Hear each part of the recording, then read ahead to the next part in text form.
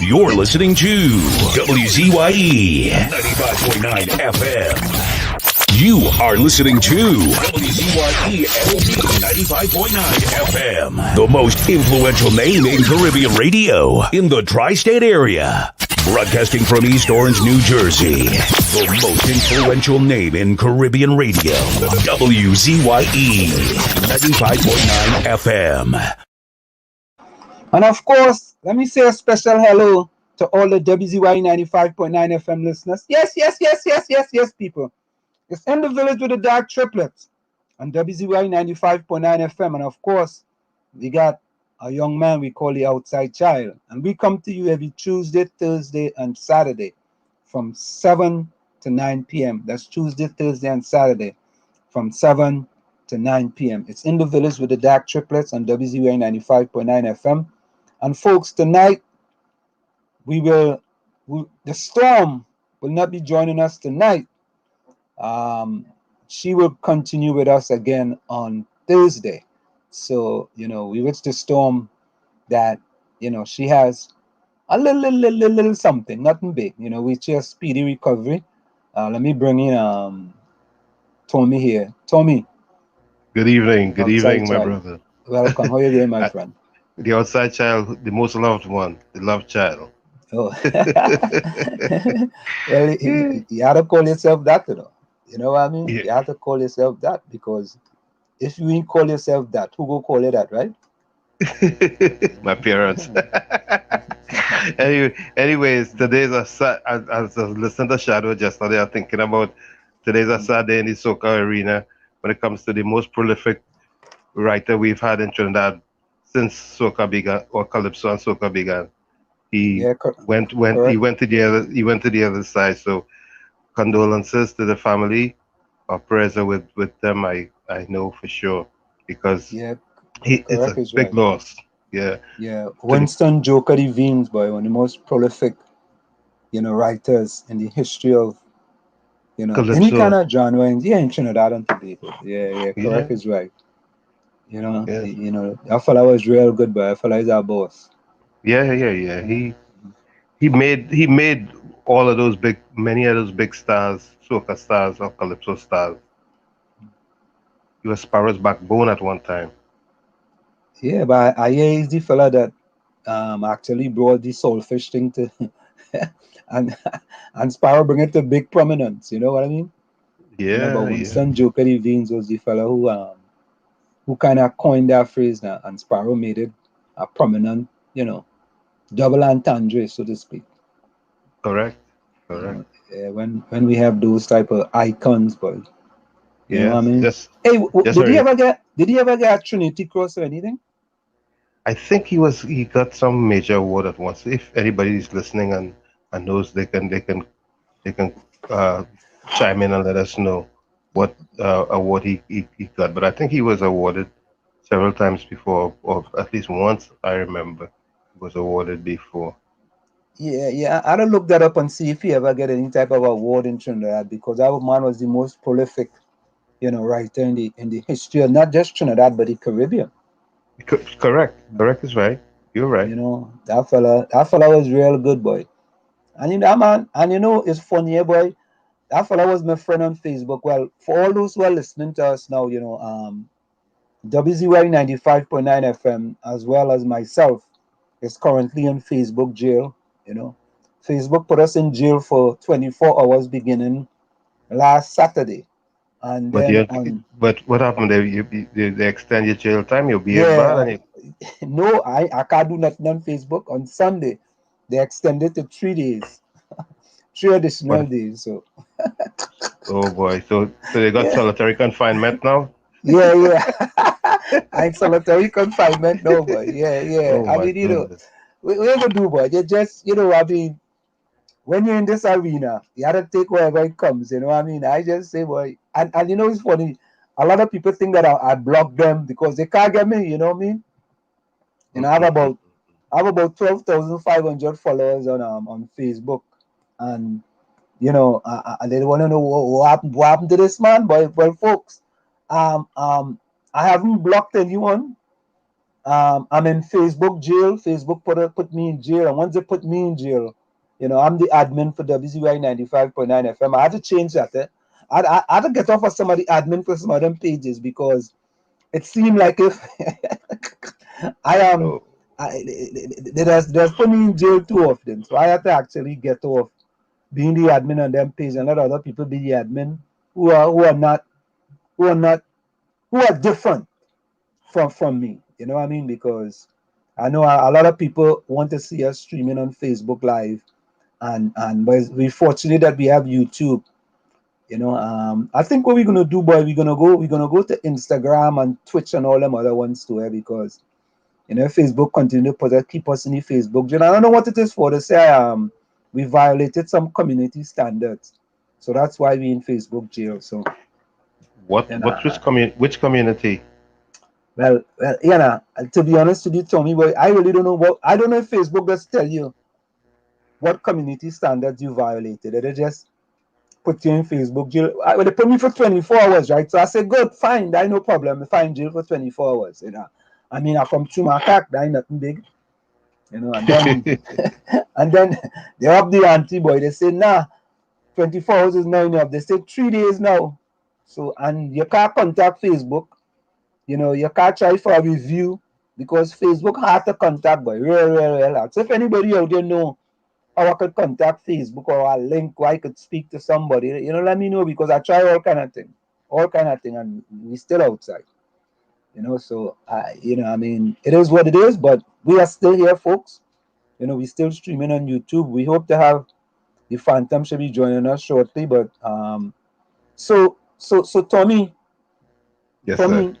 the wicked and evil ways of the government of Trinidad and Tobago continues. The wicked and evil ways of the government of Trinidad and Tobago continues. And here is the latest. This is the latest now, which is happening in Trinidad and Tobago. The retrenchment process is completed. Minister of Finance 𝗪𝗶𝗶𝗵𝗏, responding to a question in the Senate on Tuesday, said CAL is currently finalizing the exact number of personnel who will be affected by the reduction of staff. Minister 𝗪𝗶𝗶𝗵 said CAL does not have the required finances for severance payments, therefore the severance payments will be financed by the Ministry of Finance. But that's inevitable. The Ministry of Finance at this time, which is subject to finalization, is in the vicinity of $110 million. Minister 𝗪𝗶𝗶𝗵 said when the borders are reopened, CAL will have a reduced jet fleet and ATR fleet and will serve fewer routes. He said this is based on the advice from CAL's consultants that passenger demand is not expected to return to pre-COVID levels before 2023. I'm advised, and I must say I am saddened by all of this. This is not something that any of us would have wanted to see. I'm advised that Caribbean Airlines is going to reduce its jet fleet to 8 jet aircraft and its turboprop fleet to 5 ATRs. On Monday, CAL said 25% of its workforce, approximately 450 people, are surplus to its needs. The airline's unaudited financial results for the first quarter of 2021 showed a loss of $172.7 million. Shut down the main route. You shut down the main route and don't expect that to happen? Tommy, I said in the past that the government of Trinidad and Tobago, this government of Trinidad and Tobago, is on its way to bankrupting Trinidad and Tobago. I've said this in the past. When you lock out citizens for over 16 months and people can't come back home to their country, right? You have done so many things. You cut CPEP, right? You poor disadvantaged people can't sell on the streets, right? All these things that the government of Trinidad and Tobago has done should know that it's going to lead to bankruptcy. It is sad. Mismanagement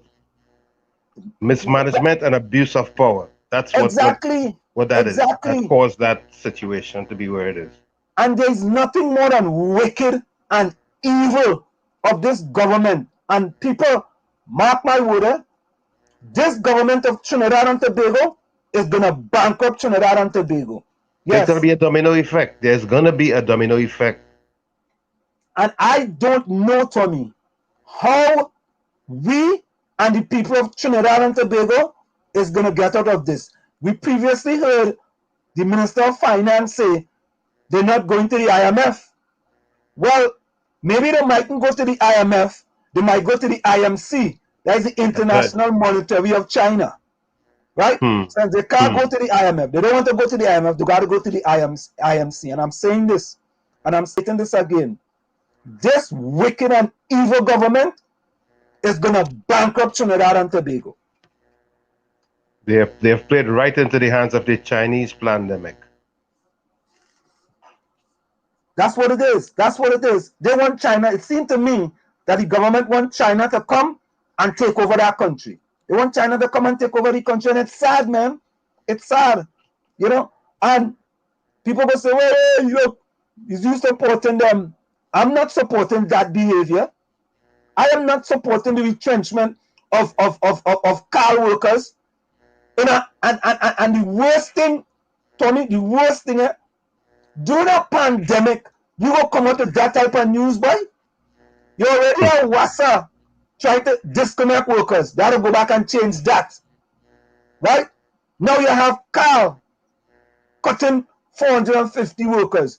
You already have CPEP people on the breadline. Right? You already want to move the pension from 60 to 65.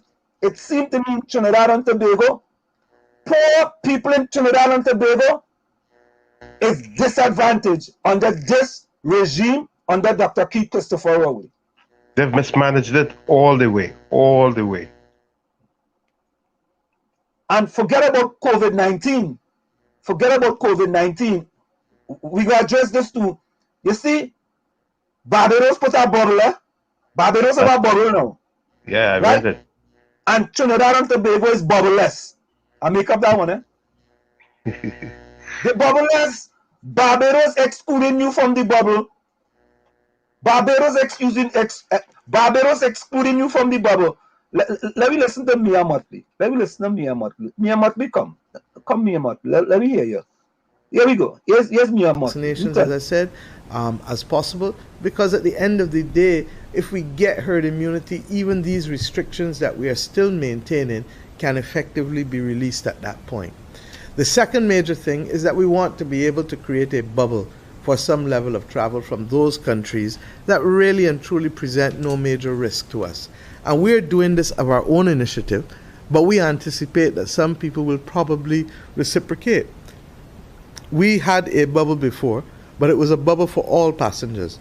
We're now saying that we are prepared to introduce a bubble for vaccinated passengers for those countries within the Caribbean that meet our criteria that is determined both, and the Ministry of Health's criteria reflects, one, whether the country is deemed low risk by the automized SHAPE country risk assessment tool, and whether it has been designated not to be at the community transmission phase according to the WHO.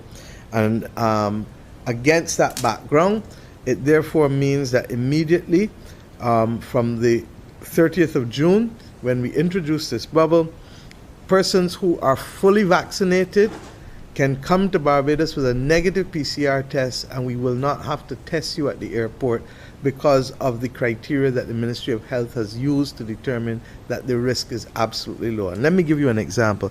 A country like Dominica has had little or no cases.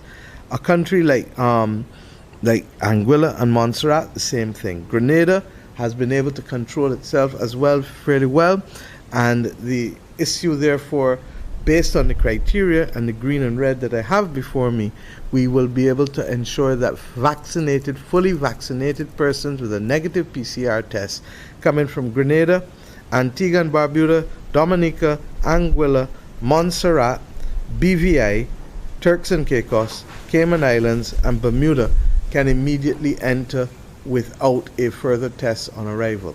We are conscious that our brothers and sisters in St. Vincent and the Grenadines and St. Lucia are not yet quite at that point, And indeed, prior to holding this press conference, I spoke to my brother, Prime Minister Gonzalez from St. Vincent and the Grenadines, and we are hoping to have bilateral discussions over the course of the next week to 2 weeks to see how best we can collaborate on testing, on vaccinations, recognizing also that in the Grenadines, there is a lot of movement daily between Barbados and the Grenadines, and that they've effectively not had any issues in the Grenadines. So we would want to add the Grenadines to this pool, but we need to have the further discussions this week with Prime Minister Gonzalez, and ultimately then also the mainland and St. Vincent.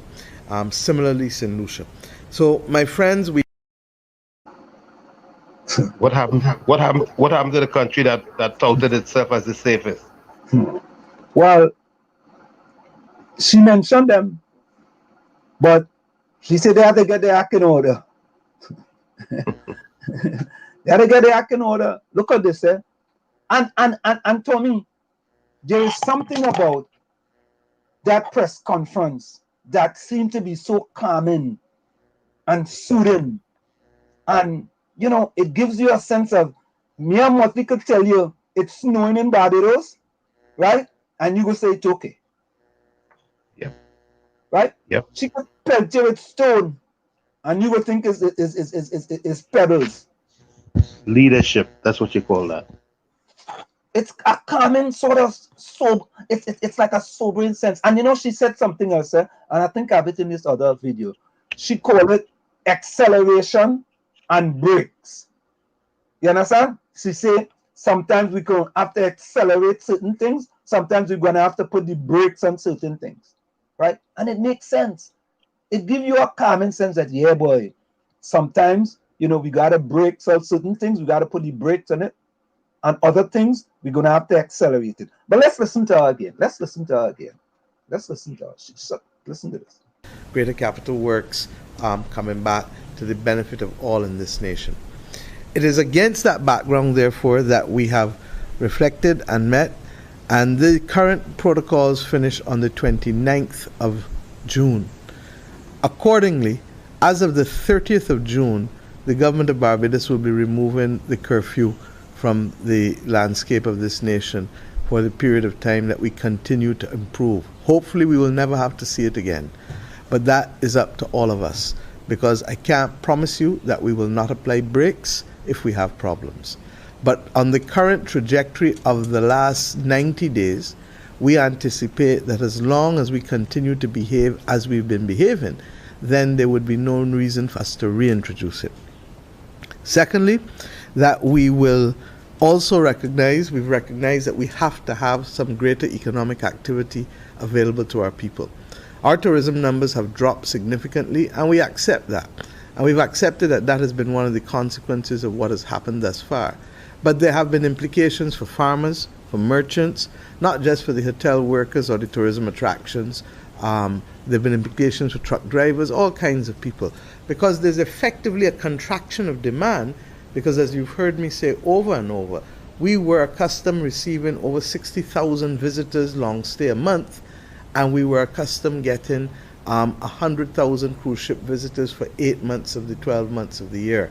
And therefore, when you remove that significant number of people, 1.5 million people roughly, from purchasing on island, it means that it is not just the hotels or the tourism attractions that are affected, but in truth and in fact, from the farmers to the truck drivers to the retailers to a whole host of people who depend on that additional business, to put it in simple terms, in order to make a living in this country. We have seen a slight increase in the number of flights, and we're going to continue to see that. Obviously, our fourth quarter bookings are looking great, and the issue is how do we increase the level of activity between now and the fourth quarter to ensure that as many Barbadians can benefit while not putting the country at risk at all. How do we continue to do our business safely, as we have been doing as a nation for the last 3 months? And to that extent, therefore, the government has recognized that we are also today better because, as Minister Bostic pointed out, 91,569 people have had their first vaccination, and 65,395 people have had double vaccinations, making them fully protected from it. That makes a significant difference. We are not at herd immunity. Indeed, the 65,395, I think, is approximately what? Just under a third of the adult population.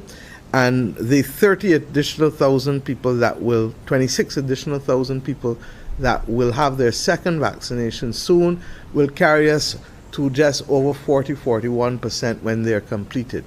We're still awaiting the mass order that we were expecting, and we are in the business now of trying to locate vaccinations as well for our children, 12 to 18, recognizing that we would like, as far as possible, to get that, if possible, before the September school term starts back.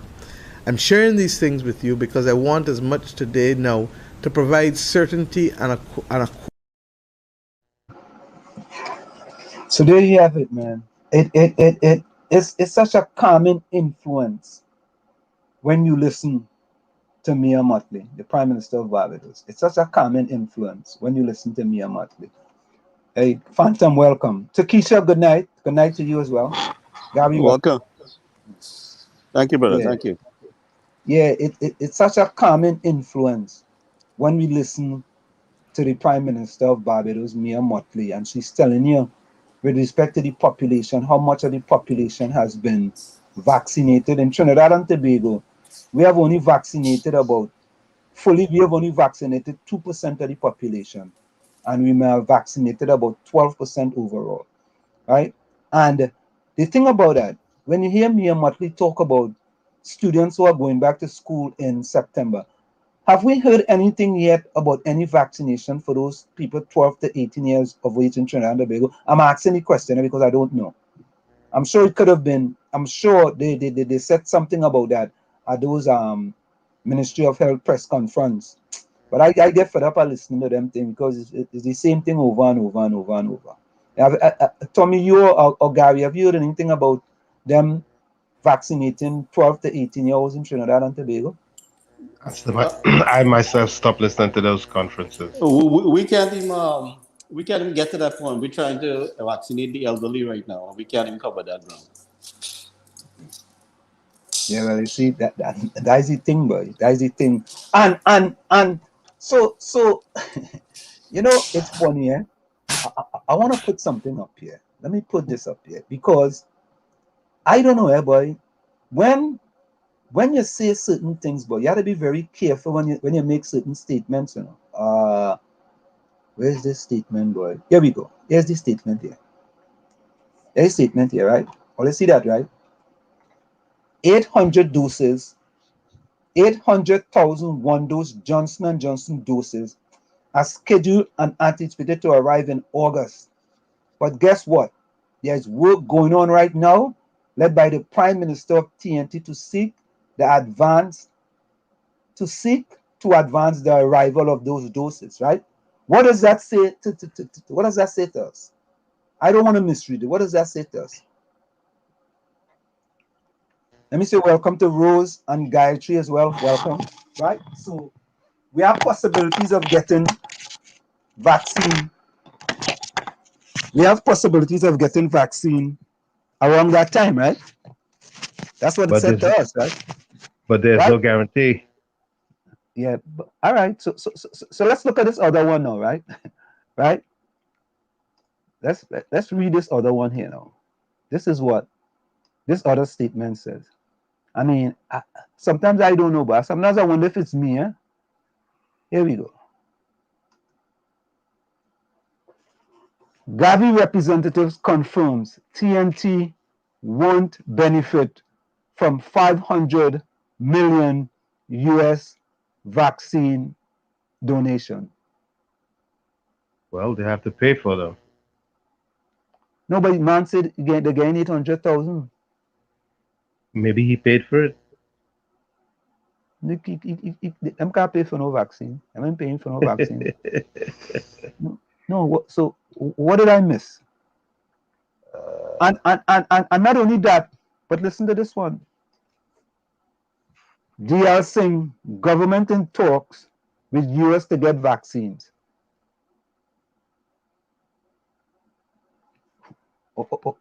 All this way just going on, right? Of course. And you know, and you know, somebody will say, oh, they just want to make stuff up. This is all in the news, you know. And look, another one. Here's another one. Vaccine limbo. We're doing vaccine limbo in Trinidad now. And we have said here, Tommy, Gary, we have said to the government months ago, let people who are fully vaccinated come back to the country with a negative PCR test. Months ago, we said that to them. Right? Months ago. Look, I don't know, no? I really don't know what is going on. Tikisha said, no, we don't have a clue. Tikisha said, no, we don't have a clue if our kids are going back out to school in September and school closing next week. I was advised that next week to collect, report, books, and booklets by the teacher online.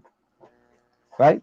So other countries are already setting things up for when the students coming back to school, so at least they could be vaccinated, right? As Gary said, we can't even vaccinate. In the US, they have already vaccinated 70%. Well, in here in New York, they have already vaccinated 70% of the adult population. 70%. Right? The Barbados is way ahead. Right. So what is going on? Are we unfairly criticizing the government of Trinidad and Tobago? Well, let me tell you something. We have to draw the line with this government. This thing has gone too far with the negligence of our people, the level of inconsideration, the level of disrespect. Shara is going to be on later on. We have still we need to deal with the situation of supplying some of our students in Barbados who need assistance with medicine and food supplies. So the government is crippling the parents' ability to supplement their children overseas studying. They can't even supplement themselves within the country. The level of inconsideration is totally intolerable. I can't tolerate it.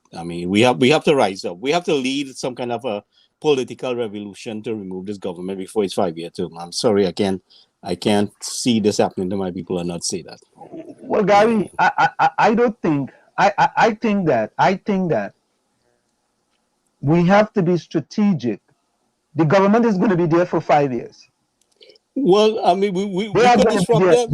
We could disrupt them. Well, because there's so many people. They don't care about the people. They don't. Don't care. No, I listen. I want us to hold them accountable, right? But I think what we have to do, we have to understand that they are not going anywhere for the next 4 years. They are going to be in government, right? We have to make sure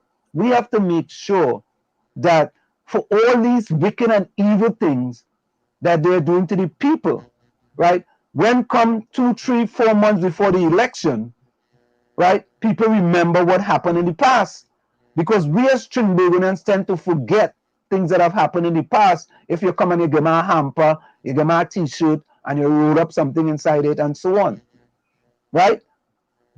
I think that's we have to concentrate, and we have to continue to keep our foot to the pedal. Mia Motley talks about acceleration and brakes. Accelerate and brakes. Right? You remember the story in the Bible? I was selling your inheritance for a morsel of meal. How many times are we going to repeat that mistake? Selling your inheritance for a morsel of meal. That's what we're doing all the time. For a hamper and a t-shirt, wrap up with $500 in cash for election, and you elect the same people who digging out your eye all the time. How do we continue that? How do we wake up our people? I'm hearing the complaints, but what can we do? We can only support the fight. We can't lead the fight in Trinidad. Them have to lead the fight down there. They on the ground troops have to lead the fight. We could provide the air support, right? But they have to lead the fight. Yeah. They have to get up. Go ahead, Tommy. Tommy?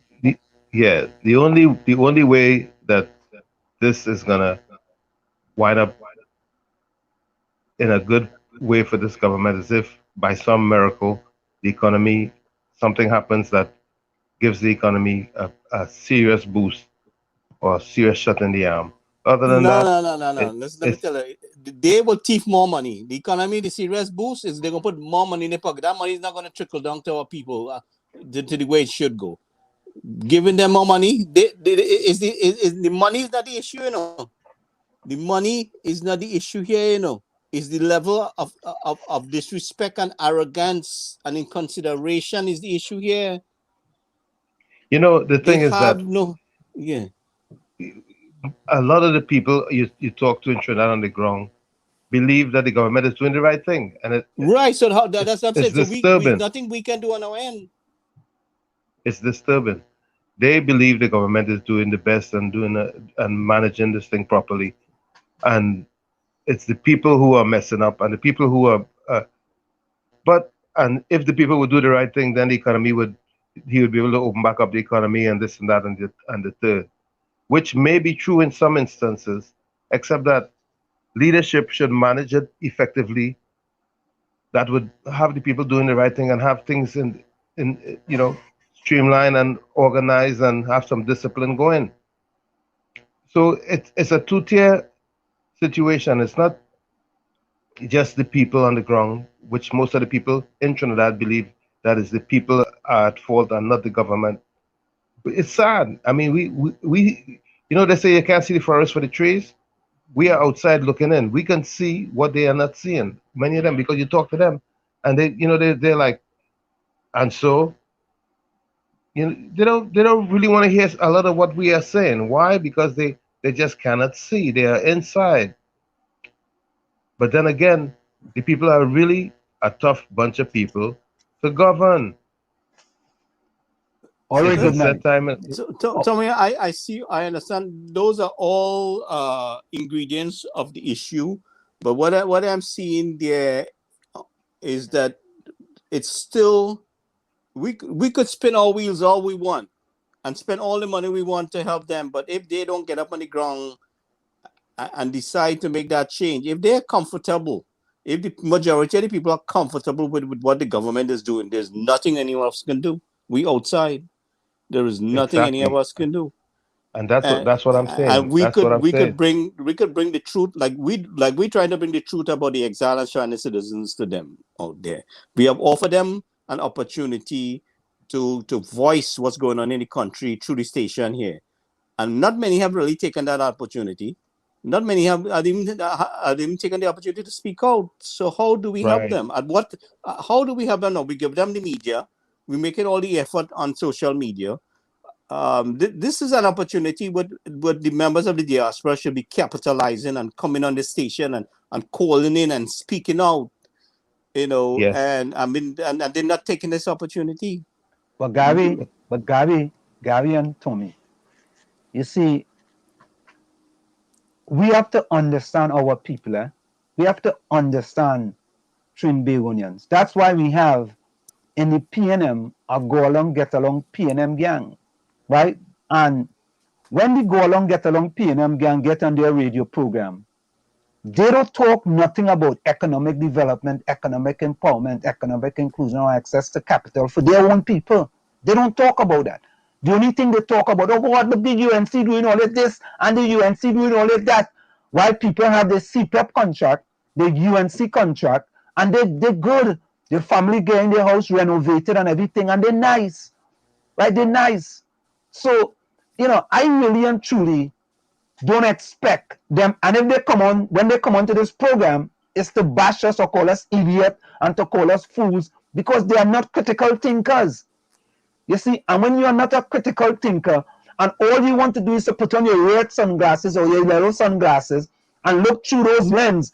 It's like when you go to horse racing. I said this in the past. When you go to horse racing, there's a reason why they put blinders on horse. They put blinders on horses because they don't want them to have a peripheral vision. All they want the horse to see is to see straight ahead. They don't want them to see nothing else coming. And that's what happened to many people in Trinidad and Tobago as far as our party is concerned. Once you put on them blinders on them, you put on the red blinders on them, or you put on the yellow blinders, they don't want to see straight ahead.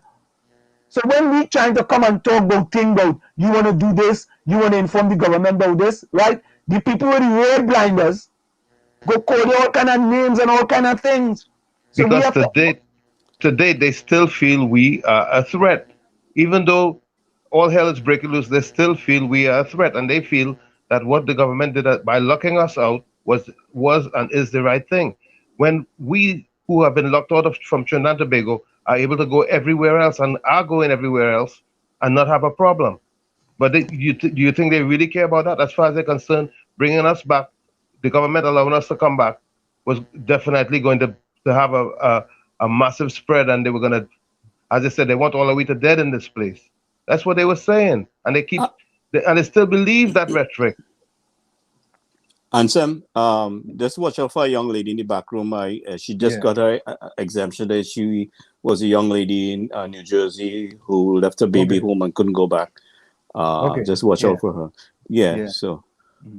So folks, you see what it is, right?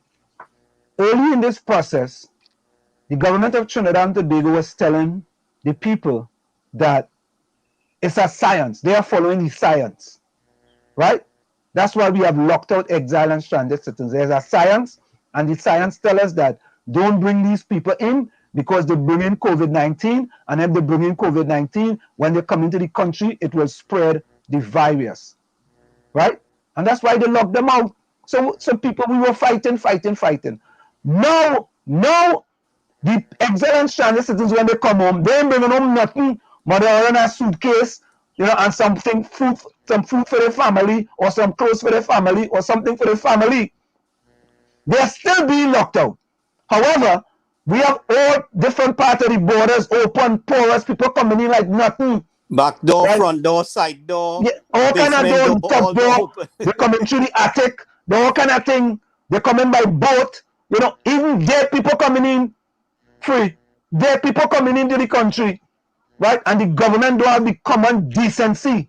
The common decency to see that, you know what, boy, we get it wrong. And you know we get it wrong? Think about this, They moved Stuart Young from Ministry of National Insecurity to Minister of Energy.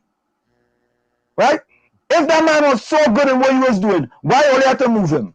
Why only move Stuart Young from Minister of National Insecurity to Ministry of Energy? And Minister in the Minister and the Prime Minister office to steer the Minister of National Security from the Prime Minister office. All you notice that our Minister of National Security didn't get an opportunity to speak on this press conference. But Gary, correct is right. I asked myself the question. I said, but wait now.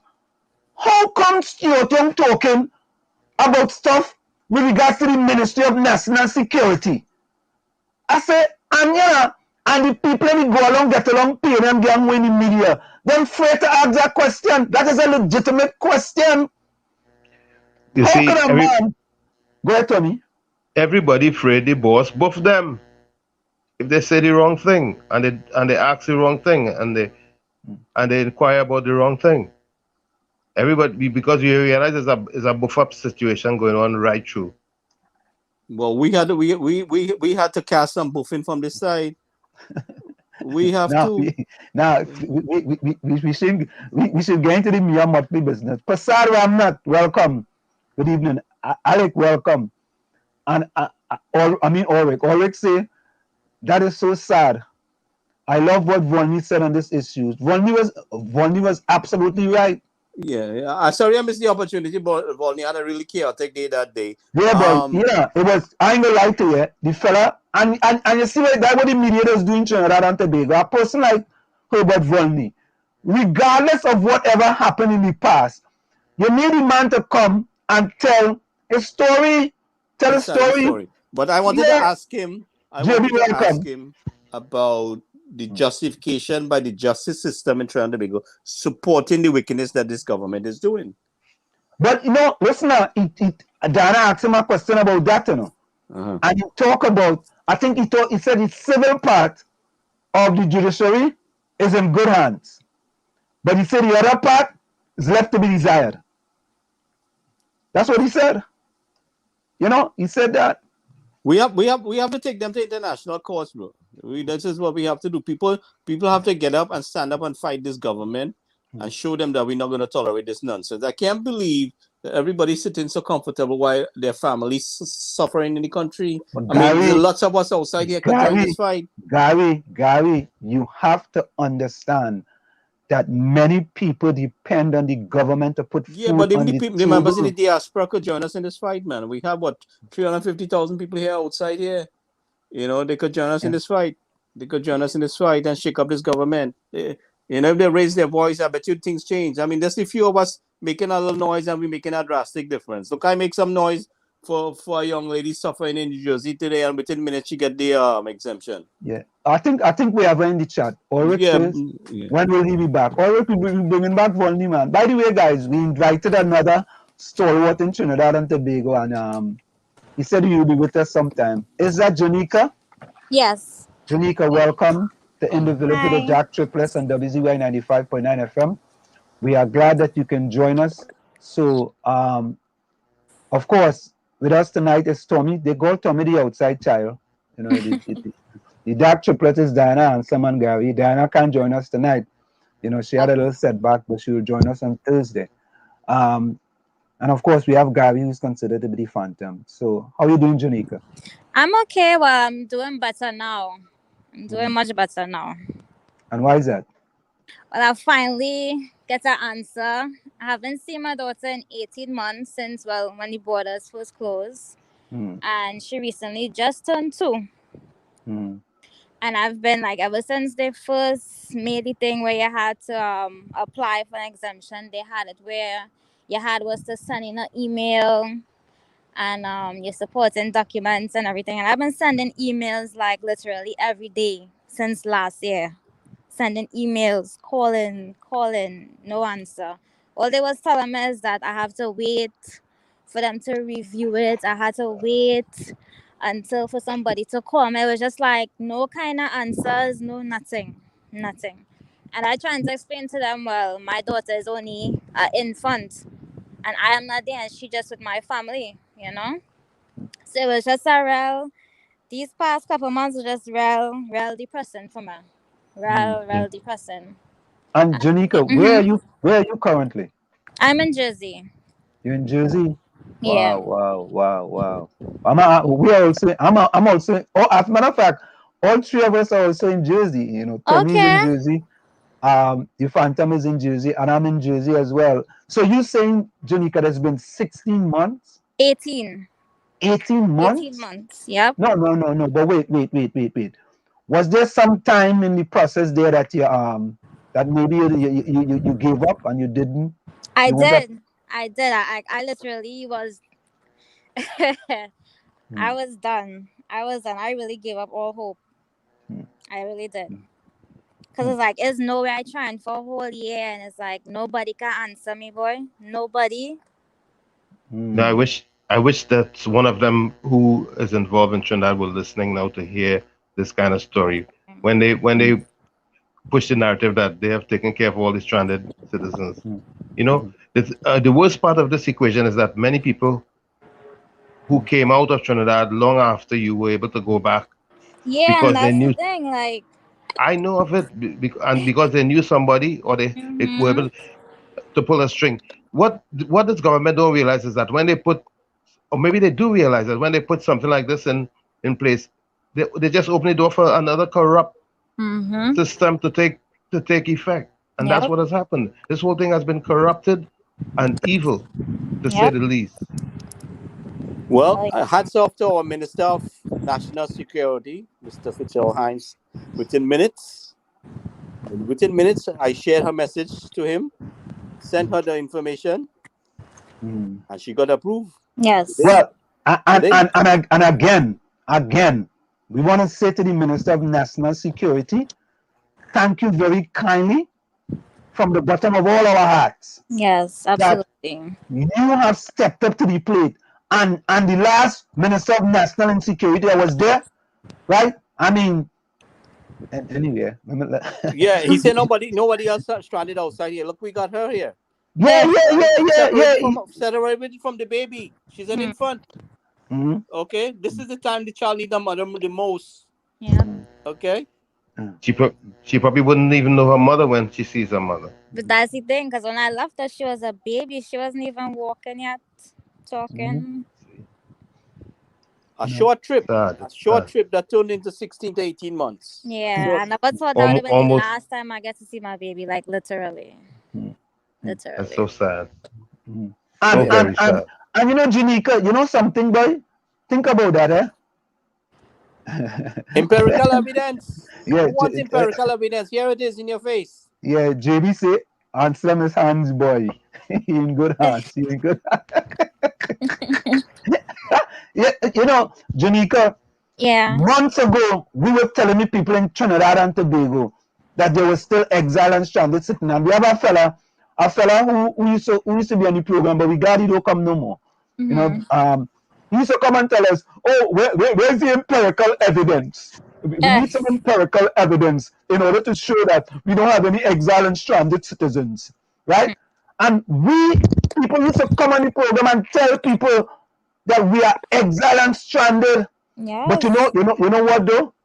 We have to look at the bright side. Eh? Since 𝗪𝗶𝗪𝗃𝗍 came in, and I could separate the 𝗪𝗶𝗪𝗃𝗍 MP of Laventille West and the 𝗪𝗶𝗪𝗃𝗍, the Minister of National Security. I could separate the both, right? And we are fighting two issues here. We're fighting for exiled and stranded citizens, and here is Janika in her time of need to get an exemption to come back home, which they should actually get rid of. Minister Hines stepped up to the plate and she have an exemption to go back home to see her 2-year-old daughter, right? Yes. To see her 2-year-old daughter. That is important. So you have to put other things besides. If the other one, the Minister of National Insecurity, Stuart Young, had some had some compassion, right, and a little emotion, right, he would have seen and dig deep within his heart and say, you know what, we cannot continue to treat our own citizens like this. And listen, Trinidad and Tobago, only mark my word, Trinidad and Tobago is heading towards bankruptcy. Only see what's happening with SCAL. Only see what's happening in CPEP. Only see WASA going and trying to cut off people water. You can't wash your hands. Just imagine what kind of people will in a pandemic cut off people water where you can't wash your hands. You have to wash your hands. It's a pandemic. Only thinker, man. You see, I tell all you, no critical thinkers. No, none whatsoever, because the whole world is facing the same problem, and they are managing it and getting by, and even doing much better than we are doing with it. I always say my neighbor next door who is from Guyana, they've been back and forth so many times since our borders have been closed, and there are no problems. No problems. You're telling me that Guyana is mismanaging it?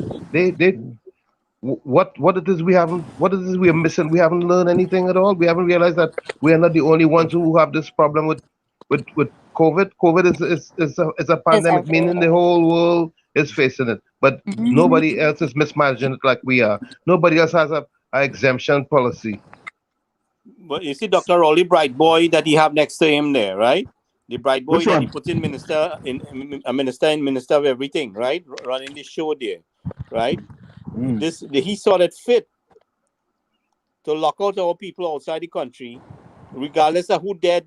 Look, I have enough people calling me about their relatives either dead and can't get home, or they are dying, or they reach home just before they die and still in quarantine and can't go to the funeral. Okay? So, I mean, these are the issues. So you don't think I should get really upset with this government? and want to do everything to replace them in the shortest period of time. But you I have a see, right Gary, to me, I want to hold the government foot to the fire, because replacing them is just blowing sand in the wind. It's just blowing sand in the wind. I'd rather us hold them accountable and continue to hold them accountable. And when they do good, like how 𝗪𝗪𝗪𝗲 has done good, we compliment them and we say thank you very kindly. And as Ulrich says, Ulrich, you are absolutely right. And people will say, you know, other people that mix up between people. Ulrich says, want to say thanks to Mr. Hines for giving my sister an exemption so my sister could come home on the 3rd of July to see her sick father. You see, Ulrich just said that, right?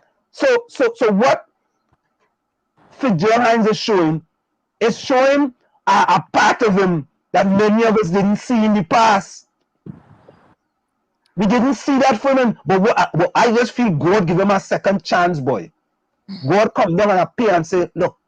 Well, you know, if you think about it, he was always a minister in a ministry. He was not actual minister. I don't think he was actual. No, he been a minister before. He been a minister before. Minister of works, right? Yeah. No, I think minister of public utilities. Oh, okay. Yeah, he was a minister before. But and all of those things. Well, he dealing with the phantom, you know. It's the phantom and him, you know. So he know what we go class if he don't go right. Anyway. And Gary and Tommy and Janika, you know what it is, boy?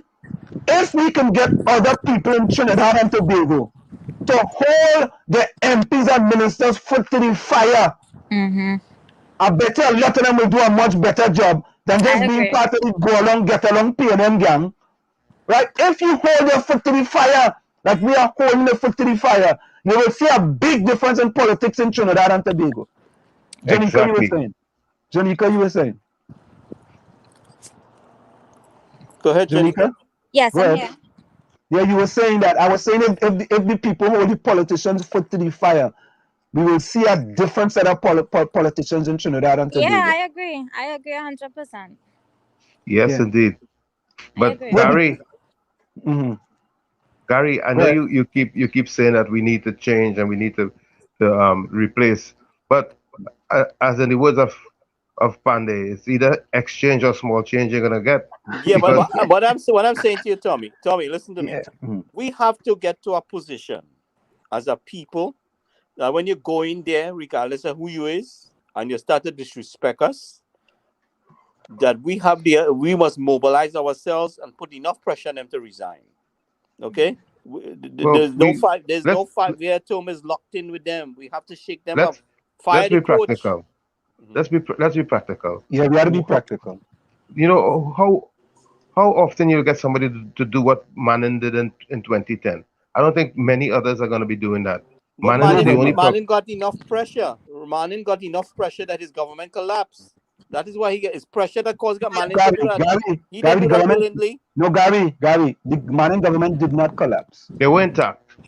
Manning called an early election. A snap election. Manning called a snap election. Is after the pressure that was put on him. He got busted.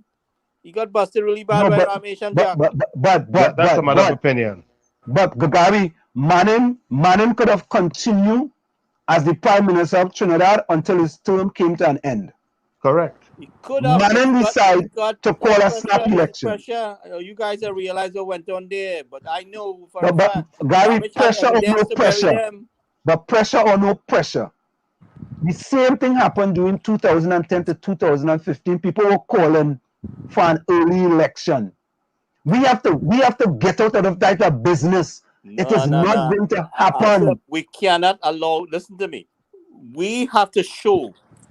We have to come to the point. Now, the PPG government was supposed to put some things in place where you can recall your government. And this is what we need. We have to have the authority. We, the people, must come to a place where government is performing in the way that Dr. Rowley is performing and marching and shut them down. They cannot disrespect us like that. So boldly, no matter what we're saying, Dr. Rowley is being defiant. He's being defiant of what we're saying, and he wants to do things at his own convenience. And we have to show him that he cannot suffer our people and respond to the emergency situation at his convenience. There is no convenience in an emergency situation. You have to get up and move your tail. Gary, the hold majority up, of people are. Yeah, Tommy, hold that thought a little bit, okay? It's in the village with the dark triplets on WZYE 95.9 FM. Of course, we have with us Janika, who is an exiled and stranded citizen, who is right here in New Jersey, right? And recently, Janika, when was it? When did you get the exemption? Today. Janika received an exemption to return to Trinidad and Tobago. So Phantom get back Santa to pelt some stone, boy. You think it was joke? Hey, partner Fitzy, boy. Yes, You're working, boy. You're working. Yeah. Fitzy, you're working. But we're going to go for a quick break, folks. It's in the village of the dark triplets on WZYE 95.9 FM. We're going to go for a quick break. And let me play this song. This one here is by, who's that boy? Shadow. Yeah, let me bring Shadow. Shadow, come tell them. This is what's going on in Trinidad. You know, joke. Shadow will tell all you. Hold on. Here we get Shadow here. Oh God, this thing. Why this thing so bad? All right, let me try this one right there. I think it's this one here. No, that's not it. That's not it. Let's get out of that one. I want to go back in there.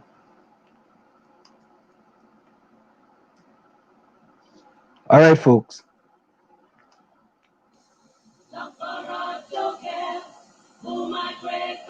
You are listening to WZYE 95.9 FM, Maplewood, New Jersey, broadcasting from Essex County. You're listening to WZYE 95.9 FM. All right, folks. We are back with you. I messed that up. We are back with you. It's in the village with the dark triplets on WZYE 95.9 FM. We come to you every Tuesday, Thursday, and Saturday from 7 to 9 p.m. Ulrich, here we do have a WhatsApp number. Oh God, JB good enough. JB say Dr. Rowley is guided by the medical team and science. Oh God, JB, take off your red sunglasses, Pada. I ain't gonna lie to you. JB also said, what were the factors that motivated Manning's decision? JB, you tell us, what were the factors? What were the factors that motivated Manning's decision? Let me bring Gary back in here, and let me bring. I think. Watch out for Christina. She should. Yeah. Dr. Rowley. Hey, JB, let me ask you a question. If Dr. Rowley is being guided by the medical team, right, and the science. The science started off that the reason why exiled and stranded citizens were locked out of Trinidad and Tobago is because they were going to be bringing back COVID-19 into Trinidad and Tobago, right? And the science says you don't bring them back into the country because when they bring back into the country, they're going to spread COVID-19 to the local citizens of Trinidad and Tobago. Fine. Let me go with that science. We're going with that science. We agree to that.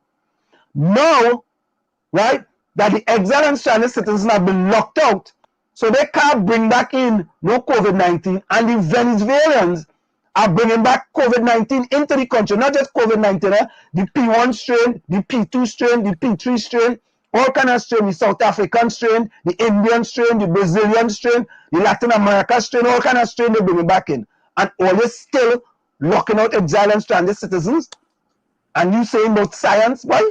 Really, boy? Really? What kind of science is that? I want to know who's the scientist.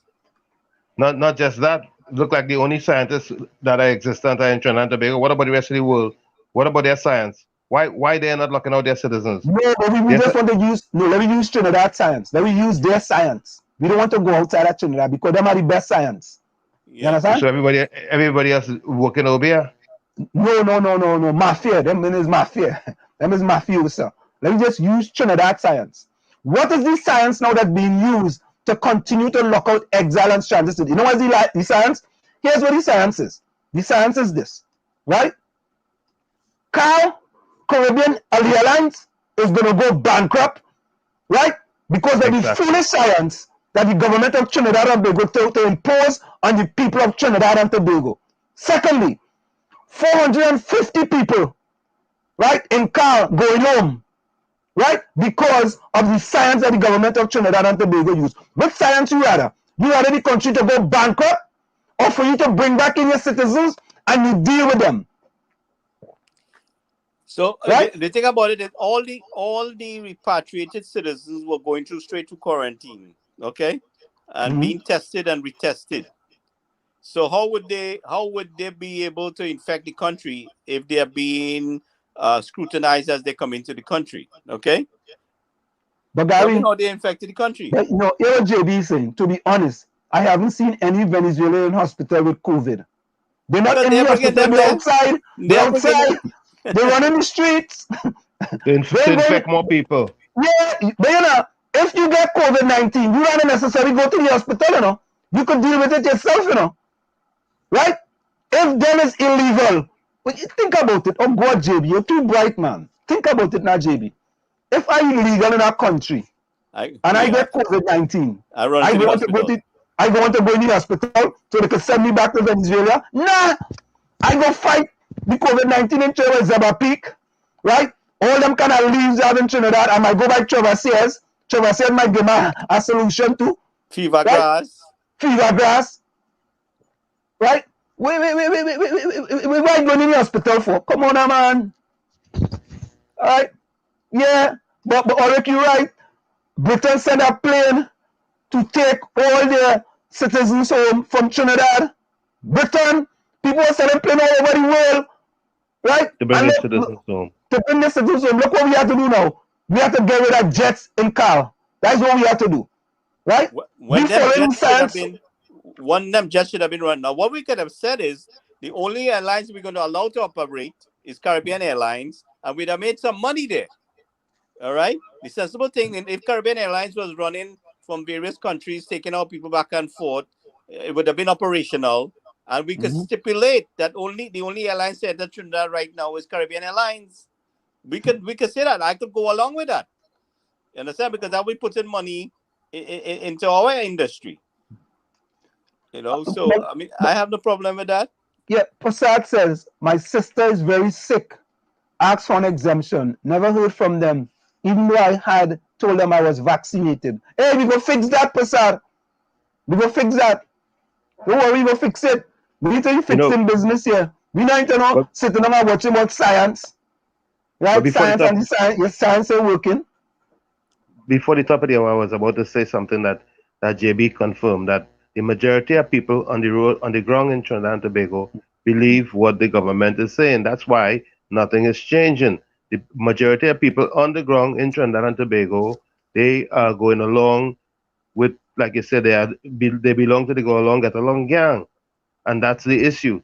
And we have to be truthful, because if they weren't, this wouldn't have persisted for so long to the point where Carl is going bankrupt and everything is going belly up. Think about it. But Tommy and Gary, and we're gonna bring in in a minute. Tommy and Gary, listen to this, right? You have an airline that was very profitable, right? Running back and forth. You close the borders, rightfully close the borders at a certain point in time because of the pandemic. Right. You did the right thing, right? You now have to sit back. Look at Barbados. And as a matter of fact, look at Jamaica. Let me just take some examples. I have some examples up here. Let's look at. Look. Jamaica. That's Jamaica. Right? Jamaica open back up. Barbados opening back up. Right? And not only that, right? But let me look at I want to look at this one here. I want to look at I want to make up I went down to Liberty Park yesterday. Not one person wearing mask. It was only me. Hey, Gary, you know, for real, Gary, I'm the only person that be wearing masks. So I don't have one double mask. I'm the only person wearing double mask. Gary, I want to let you look at this. And we're going to bring in Christine in 1 minute. Look at this. This is what, maybe I should take back my thing and I don't know what Wassa do, Right? Look, Wassa again.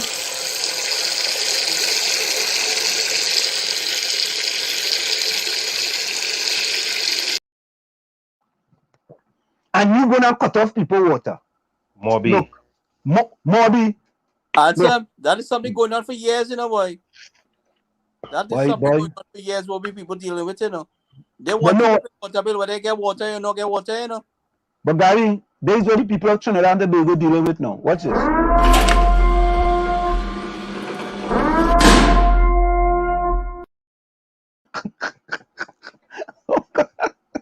Let's bring in Christine.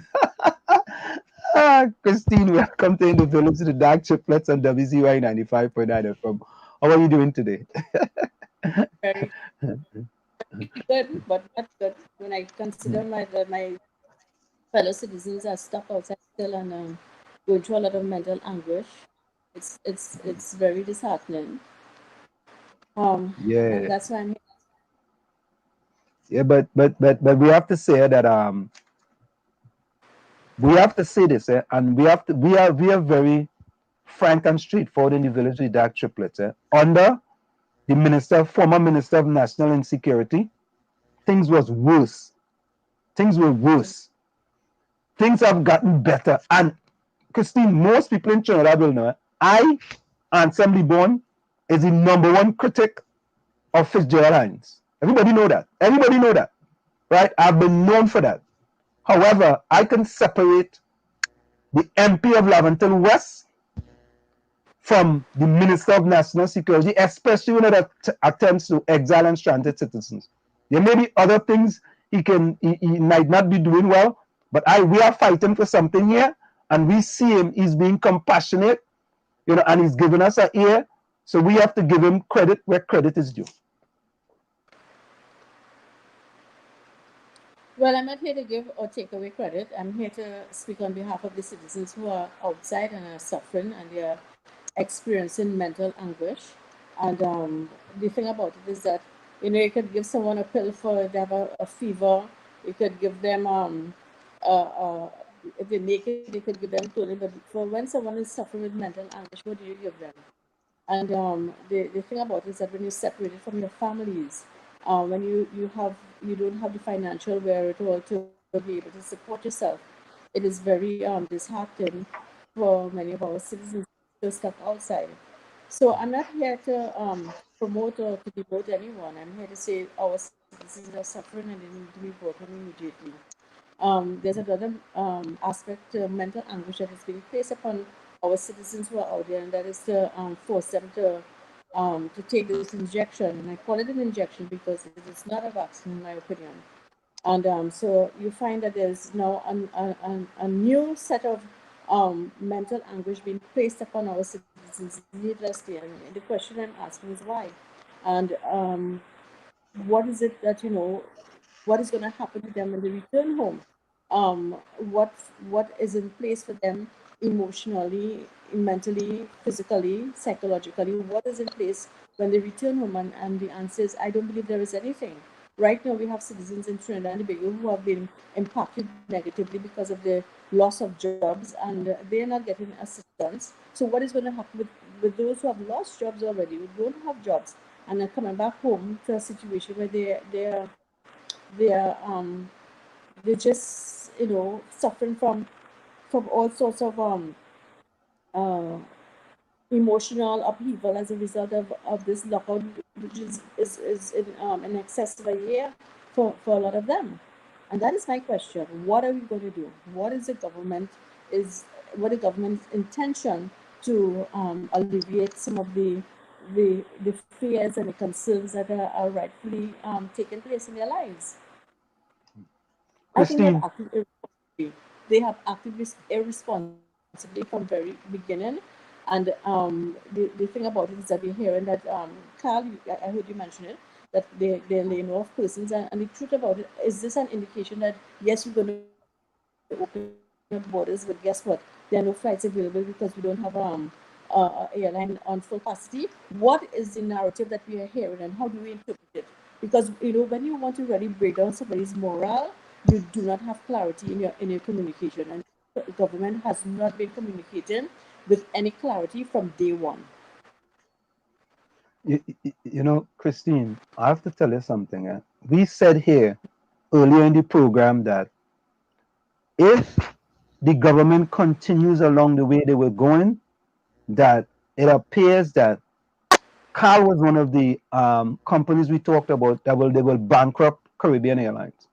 And we see in today that the Minister of Finance have come out and say they're going to give a severance payout of about $100 million to employees of CAL.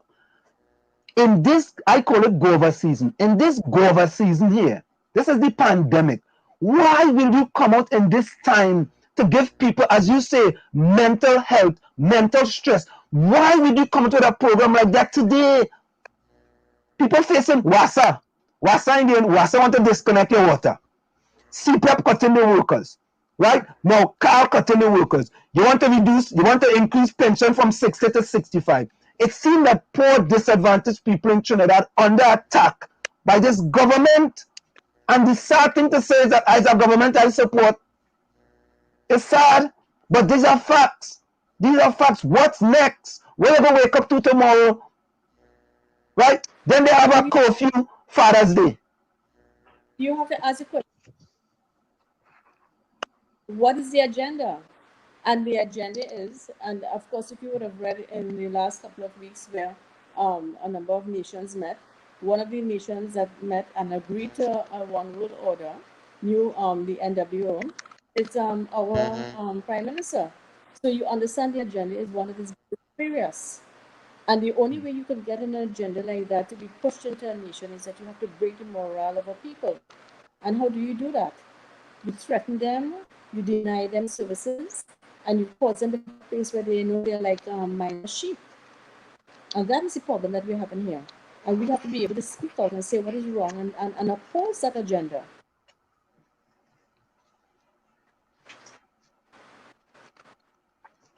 You know, it is sad. It is sad. Yeah. Christine, Albert Montano says, Christine 𝗪𝗏𝗧 is my wife's cousin. So Christine, you have Albert Montano is in the chat from Canada. He said that you are his wife's cousin. You know Albert Montano? I think Christine internet. So badly, your internet giving us a little problems. It's our internet. Okay. Christine, we are hearing you. I can't hear what you're saying. Yeah, Christine, what are we gonna do? Yeah, we hearing you again. We hearing you now. You're breaking up bad. Are you hearing us? I don't hear anything you're saying. Are you hearing us? Christine, go. I'm gonna take you back out and come back in. Yeah, I'm gonna take you out and come back in. Okay? Yeah. Take you out and come back in. So, folks, we're gonna bring back Christine. JB asks, the agenda is an international agenda, and how do we oppose a global agenda? Takesha says, good Christine Hosan, God bless you. I will never forget 6 a.m. you rushed to my assistance while in quarantine at the home of football. Albert Montano says, Christine is a cousin. Yeah, give her the WhatsApp number. JB says, Jamaican Barbados economy is tourism-based. Trinidad economy is driven by manufacturing sector and energy. Yeah, you're correct. And that's why CAL going bankrupt. They say that to close borders, but that wasn't true. Venezuela was still coming in freely. Okay, and they was bringing COVID freely too. Maybe we should have make the Venezuelan use Carl to come in. We would make some money there. JB say answer Miss Imes boy. Hollywood gets in. Hey JB, Imes boy is Gary, yeah? Hans is my partner, not Ansem partner. Yeah, all right. Takesha says, I was informed from Liat I will not be able to get a refund for my return ticket, but I could get a return ticket when I'm ready to travel. As you see how unfair it is after the nightmare. Right? Yeah, JB said the new virus is the new science is the Delta variant. The new science is the Delta variant. Yeah, it's true. Correct is right. But you know, as you say that, watch this one, eh? We talking about we'll get Christine back in as soon as she come in, right? Watch this one. I see Liz William post this. All you see this? Watch this. All you see that? How them get positive? Did they get positive by people coming into the country? Or did they get positive by going to their home, right? And inside their home, they get positive. How did they get positive? 13 immigration officers in TNT tested positive for COVID-19. 13 of them. So what they're trying to say, the people who was coming through immigration infected them? Or is it where they was hanging out that they got infected? But Gary, you know for a fact, let me get what that is. You know for a fact, if that was exile and stranded citizens that infected them, you know that would make front page in all them newspapers. Well, you know how Dr. Rowley and his administration has tried to spin things, you know. That would make front page. Christine, welcome back. Yes. Christine, can you hear us? Yes, I'm hearing you. Much better. Right, we're hearing you now. Welcome back. Ansem, what I want to try to get a feedback from her is that you know, the impact that's taking place on our people in Trinidad and Tobago. A lot of people are reaching out for hampers. A lot of people are starving, going hungry because of the decision of the government. And I would like Christine to give us a little feedback on what she's seeing there. She was the former Minister of Social Development, so you know, she would have an insight on how we should go about this in the first place and what we're dealing with. So, Chris, can you enlighten us on what you've seen physically on the ground there? We've had absolutely. There are a lot of persons who have lost their jobs, who are at home and they don't have food, basic food items. I mean, they're not even concerned about the rent, but they're concerned about food, and I mean, quite rightfully so. And they reach out and I mean, I'm not working, but whatever I have, I still share. Just this weekend, we had a very short time out, and during that time, I had to run out and deliver hampers to persons who are just don't have, you know, the wherewithal to provide for themselves and their families. And there's something radically wrong with what is happening here. When you read, I don't know if you're aware of the Nuremberg Code. But the Nuremberg Code really is something that we ought to look at, because when the WHO put out the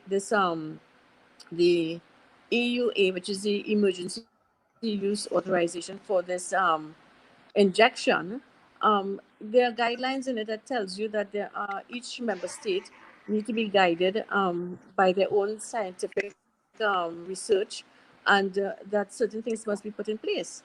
This hasn't been happening at all. You know, you have politicians making decisions on matters of medication, medical matters that are affecting citizens, and no one is concerned about that. You have the nations around the world, and Trinidad and Tobago is no exception, that are shutting down economies. You cannot shut down an economy and expect us to survive really and truly. And therefore, I come back to the issue that, you know, that the Prime Minister, along with a number of governments around the world, are globalists. They are for a one world order, and therefore, in order to push their agenda, they have to inflict upon the citizens a level of hopelessness, and to bring them to a point of, you know, near poverty. And there are few who will not suffer that, because they are a part of that agenda. And I'm going to use the terminology 1%, and when I say 1%, I'm not referring to any faction in the society. I'm not referring to a race or to a community. I'm just dealing with those who have the monies and those who have, who are part of the agenda, that they want to have an elitist society where they will have their own way of living, and the others will, whatever happens, happens. And this cannot be. And they have a number of citizens who do come back home, and they are also in a state of poverty. They do not have somewhere to stay. Sometimes when they do have somewhere to stay, they do not have food. And so we have to be able to assist them. We have to be our brother's keeper. And sometimes it's not always possible because it's difficult, especially for persons like myself who isn't working. But I mean, at the end of the day, I can still share. And there are citizens out there who are in fact doing a lot by providing hampers for many persons throughout Trinidad and Tobago. But the government is the one who's supposed to be able to assist. And the reason why I'm saying that is because they are getting assistance from various agencies internationally. They're receiving hundreds of millions of dollars, throughout the year. And we have proof of this. The question that I'm asking is, where is this money going? And why isn't there any accountability for the money being spent? But the monies are being sent to be able to assist persons who are on the breadline, to assist persons who are living below the poverty line, and this is not happening. As a matter of fact, I would go so far as to say that last year, the FIU raised red flags and said there was $27 million in suspicious transactions. And yet, they just say it and it just goes just like that, and no one says anything. You have three investigative journalists being removed for asking questions, and you ask the question why.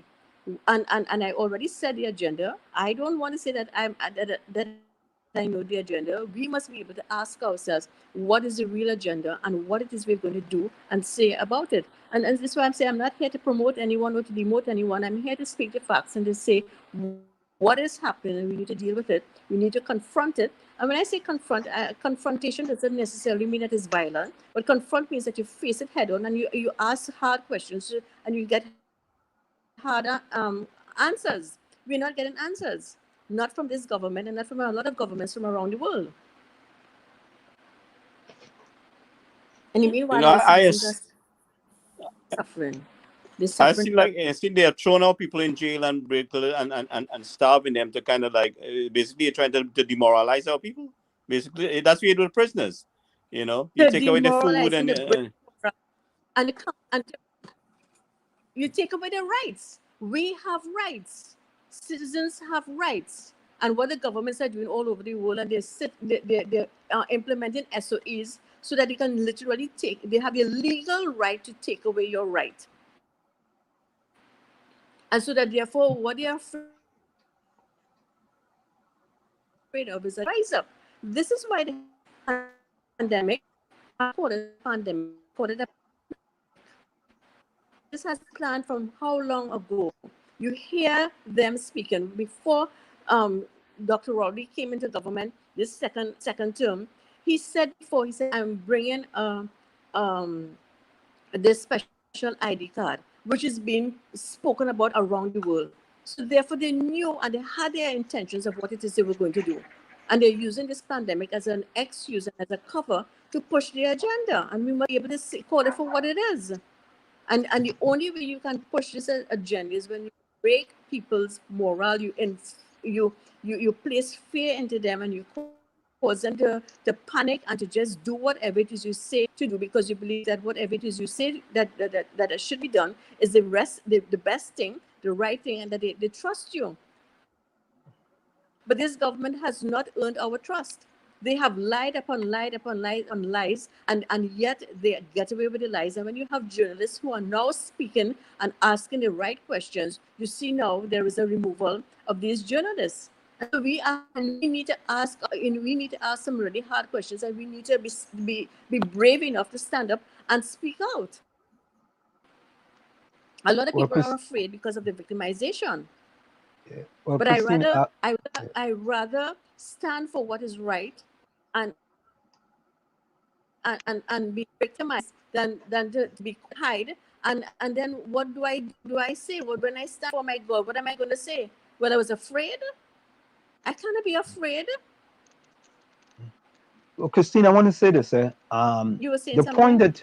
the point that you have made about the media, we have sent to Trinidad and Tobago to be part of the Prime Minister's press You're conference, breaking up. to be part of the Ministry of Finance press conference, to be part of the Ministry of National Security press conference, and to be part of the Ministry of Health press conference. And we got a response from the Ministry of Finance, and we were part of one of their press conference. And after that, they removed us from any future press conference. And we have never, I've had back and forth response with the Ministry of Health, when they were telling me they were looking into it and they were figuring out whether, I don't know what they were trying to figure out, whether we were legit or whether we were not legit, or I don't know, whether we were pro PNM or anti PNM. I really don't know what they were looking for, but they never made us part of their press conference. Never. And I wonder why. Why you came, it's the station is outside of Trinidad and Tobago, right? They never made us part of their press conference. So that's just to say, with respect to that, we have experienced that firsthand, where we are not part. We have tried to be part of their press conference. We haven't received no response from the from the Prime Minister's office. We never receive any response from the Ministry of National Security, and the Ministry of Finance had us on one time, one of their press conference, and then they remove us after that. So I don't know. I think they just want people who are going to ask them. Right? Say that again? I said because you asked hard questions. Well, I think it's easy questions for them. Again because you asked hard questions. Well, I think you have a point, though. You have a point. Well, it's easy for us. You have a point. If they didn't invite us back, if we get to one press conference and they didn't invite us back. My darling.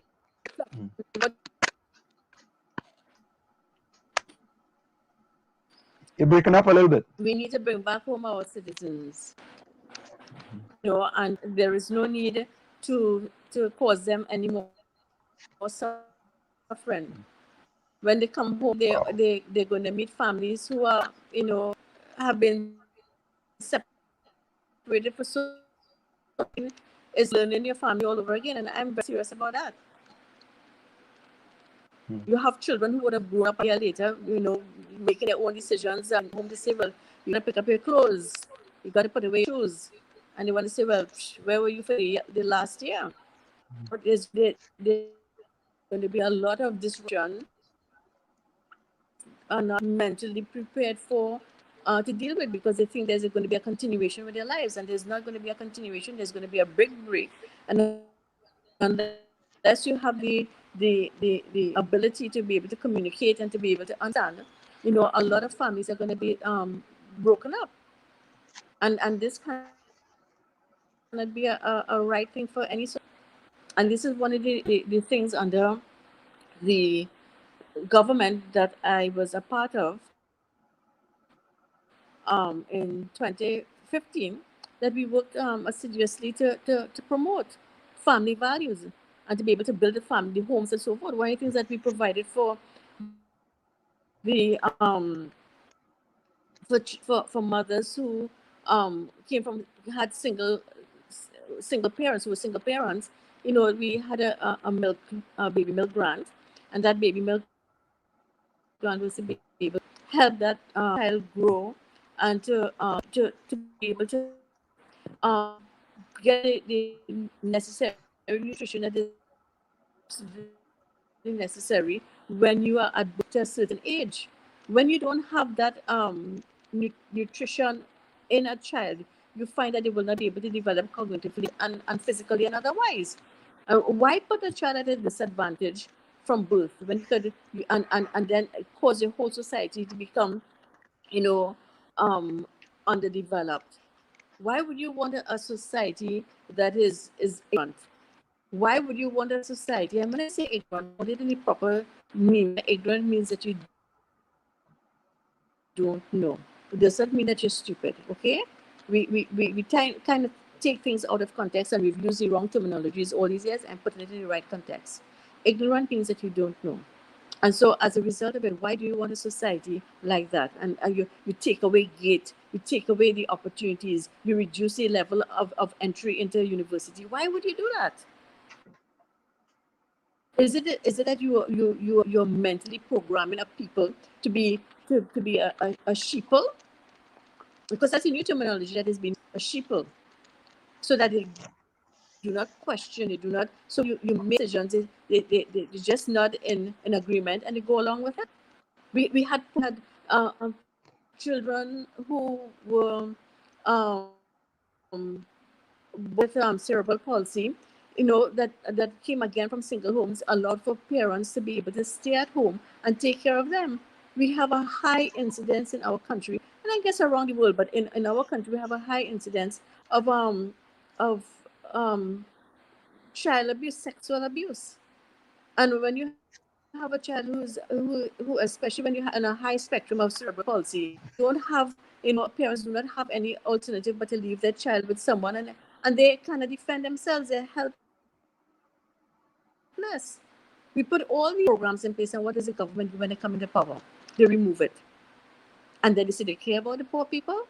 You have shut down the economy, and now you have removed the entire middle class, and the middle class has been reduced to working poor.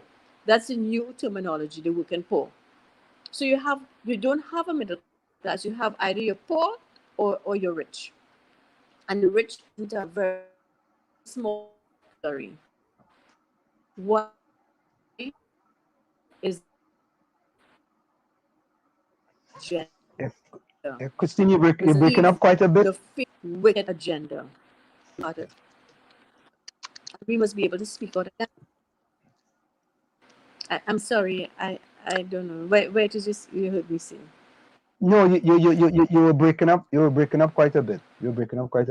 So, Christine, do you believe that in the 4 to 6 weeks that was stated, do you believe that the government is going to open back the borders?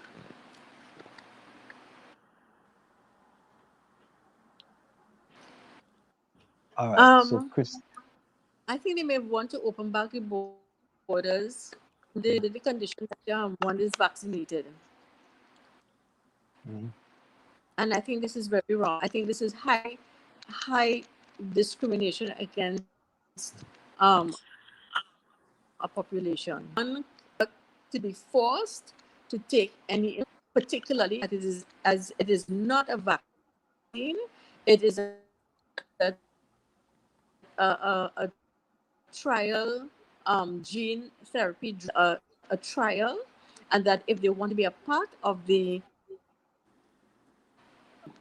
experiment, they can very well be a part of the experiment if they choose to be. But everyone must be told it's an experiment, and it is up to the person whether they want to be a part of it or not, because it is an experiment, and it's in the Nuremberg Code where one is protected. As a matter of fact, this thing is so serious that anyone who forces their population, anybody, any person, to undergo anything experimental that could cause adverse effects, that could cause death. You know what is the penalty for such a thing? The penalty is death.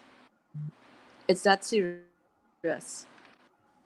It is that serious. And this drug is being pushed all over the world. Do you know airlines before, but particularly Qantas, they had insisted that they will not allow anybody to fly unless they're vaccinated. Do you know now the airlines are backpedaling on that because a number of their pilots are fallen ill, and 4 died after being vaccinated, because they are finding that persons who are flying at high altitudes, who have taken the can be impacted negatively through blood clotting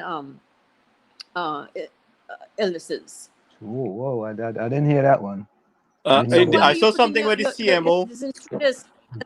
And this I didn't hear that one. What's that, Gary? I saw something with the CMO said today they were having some issues with the vaccine also in Trinidad. Some it was an article. It was two articles. One yesterday, one today. That they were having some kind of two people have contracted some big word. I can't pronounce the big word. Some hemo something. I have to look up the article. We do not have a system of.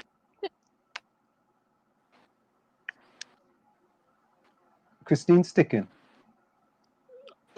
All right, so, let's do this. She's stick. Let me remove on until let her come back. All right. So listen to this. Let's go to some of the people in the chat. Let me see what some of the people have to say. Is it possible that your internet is too weak that you can sustain the application? Nah, my internet very, very strong. Okay. Yeah. As a matter of fact, there's a dedicated internet to come into this thing here. All right. I saw she come back. Hold on. Let me see this. Let me see. 𝗪𝗶𝗹𝗶𝗵 says, Jamaica and Barbados economy is tourism based. Trinidad economy is driven by manufacturing sector and energy. All right. Ulrich say please give out the WhatsApp number. I did that. Takisa said the agenda. 𝗪𝗶𝗹𝗶𝗵 said the agenda is an international agenda. He also said, how do you oppose the global agenda? Rose says, Gary hit the nail on the head, is where they are hanging out.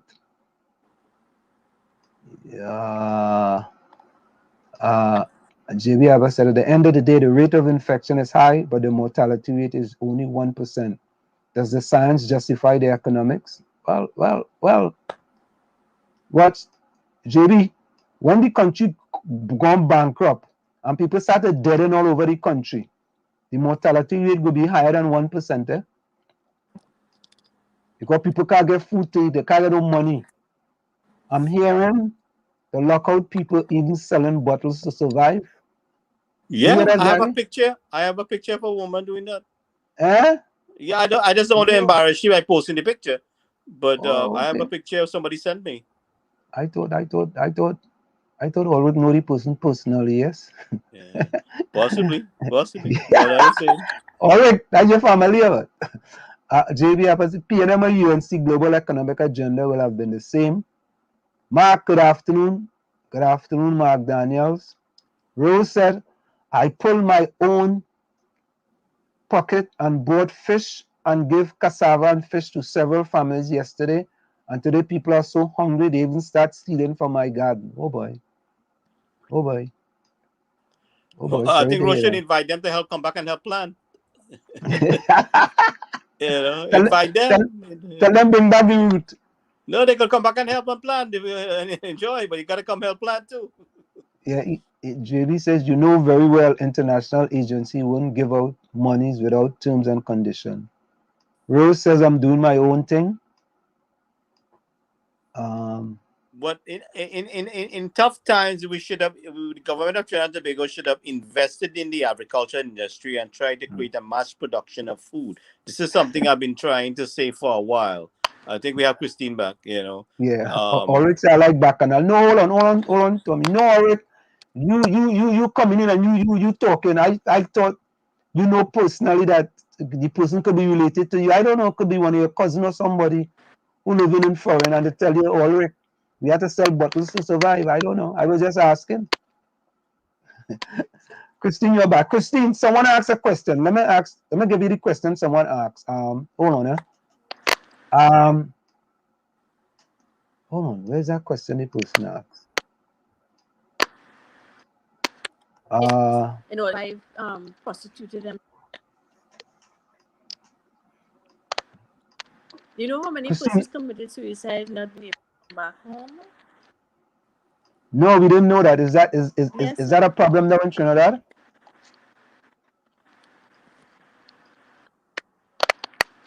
in all parts of the world, being stuck outside there, it was an emotional committed suicide. Or Gary as well. Someone All right. constituted themselves to become the I think like PNM hijacking her out internet or what? in the States. It's not the It first is time. It's not the really first time. Or maybe UNC, man. Is she? I think Christina, I be referring to. You know, we had some people that committed suicide on the cruise ship, and I had some people that I helped to get home after that. Was on that ship together with them. You know, so I mean, it's been very distressing situation. And the government has actions have really complicated an issue that could have been less complicated. They made this thing more complicated than it should have been. I just saw JB question. He was asking Madam, turn Trinidad into a socialist state, problem fixed. Yeah, maybe I should do that. Shara, welcome. Hi, good night. Thank you. How are you doing, Shara? How am I doing? I'm a little exhausted, but I'm here. Okay, wonderful, wonderful. So what's going on in Barbados? Well, we have a bit of progression, I would say. Yeah, because our curfew is going to be ending at the end of the month. So, you know, I just hope that here on forward, it's just like things just continue to improve. So fingers crossed in that regard. But we do still have some students here. I know we have the ones who were unable to get their exemptions to get on the flight this past Saturday. So we have them in addition to the ones who were not going to be going back to Trinidad because it just made more sense from an economic standpoint and health one to just remain in Barbados as well.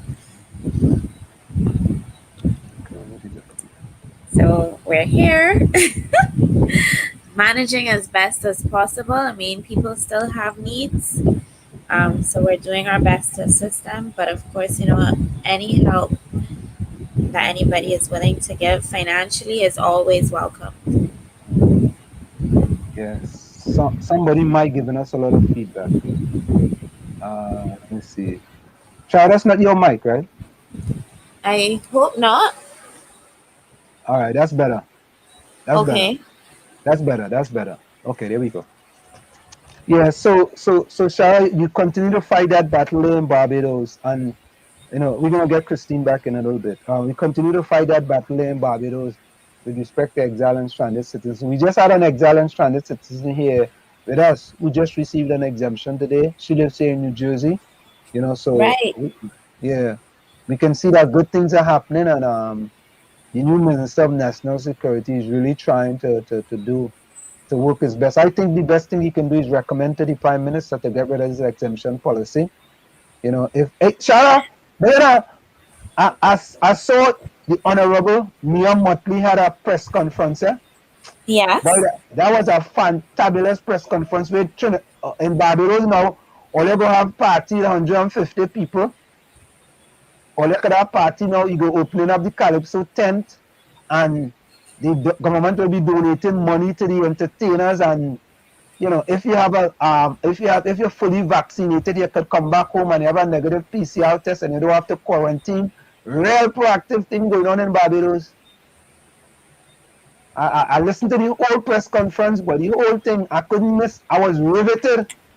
And 𝗪𝗶𝘃𝗏 talks about acceleration and brakes. You know, sometimes we had to put our foot on the accelerator, we had to put our foot on the brakes. Real constructive conversation.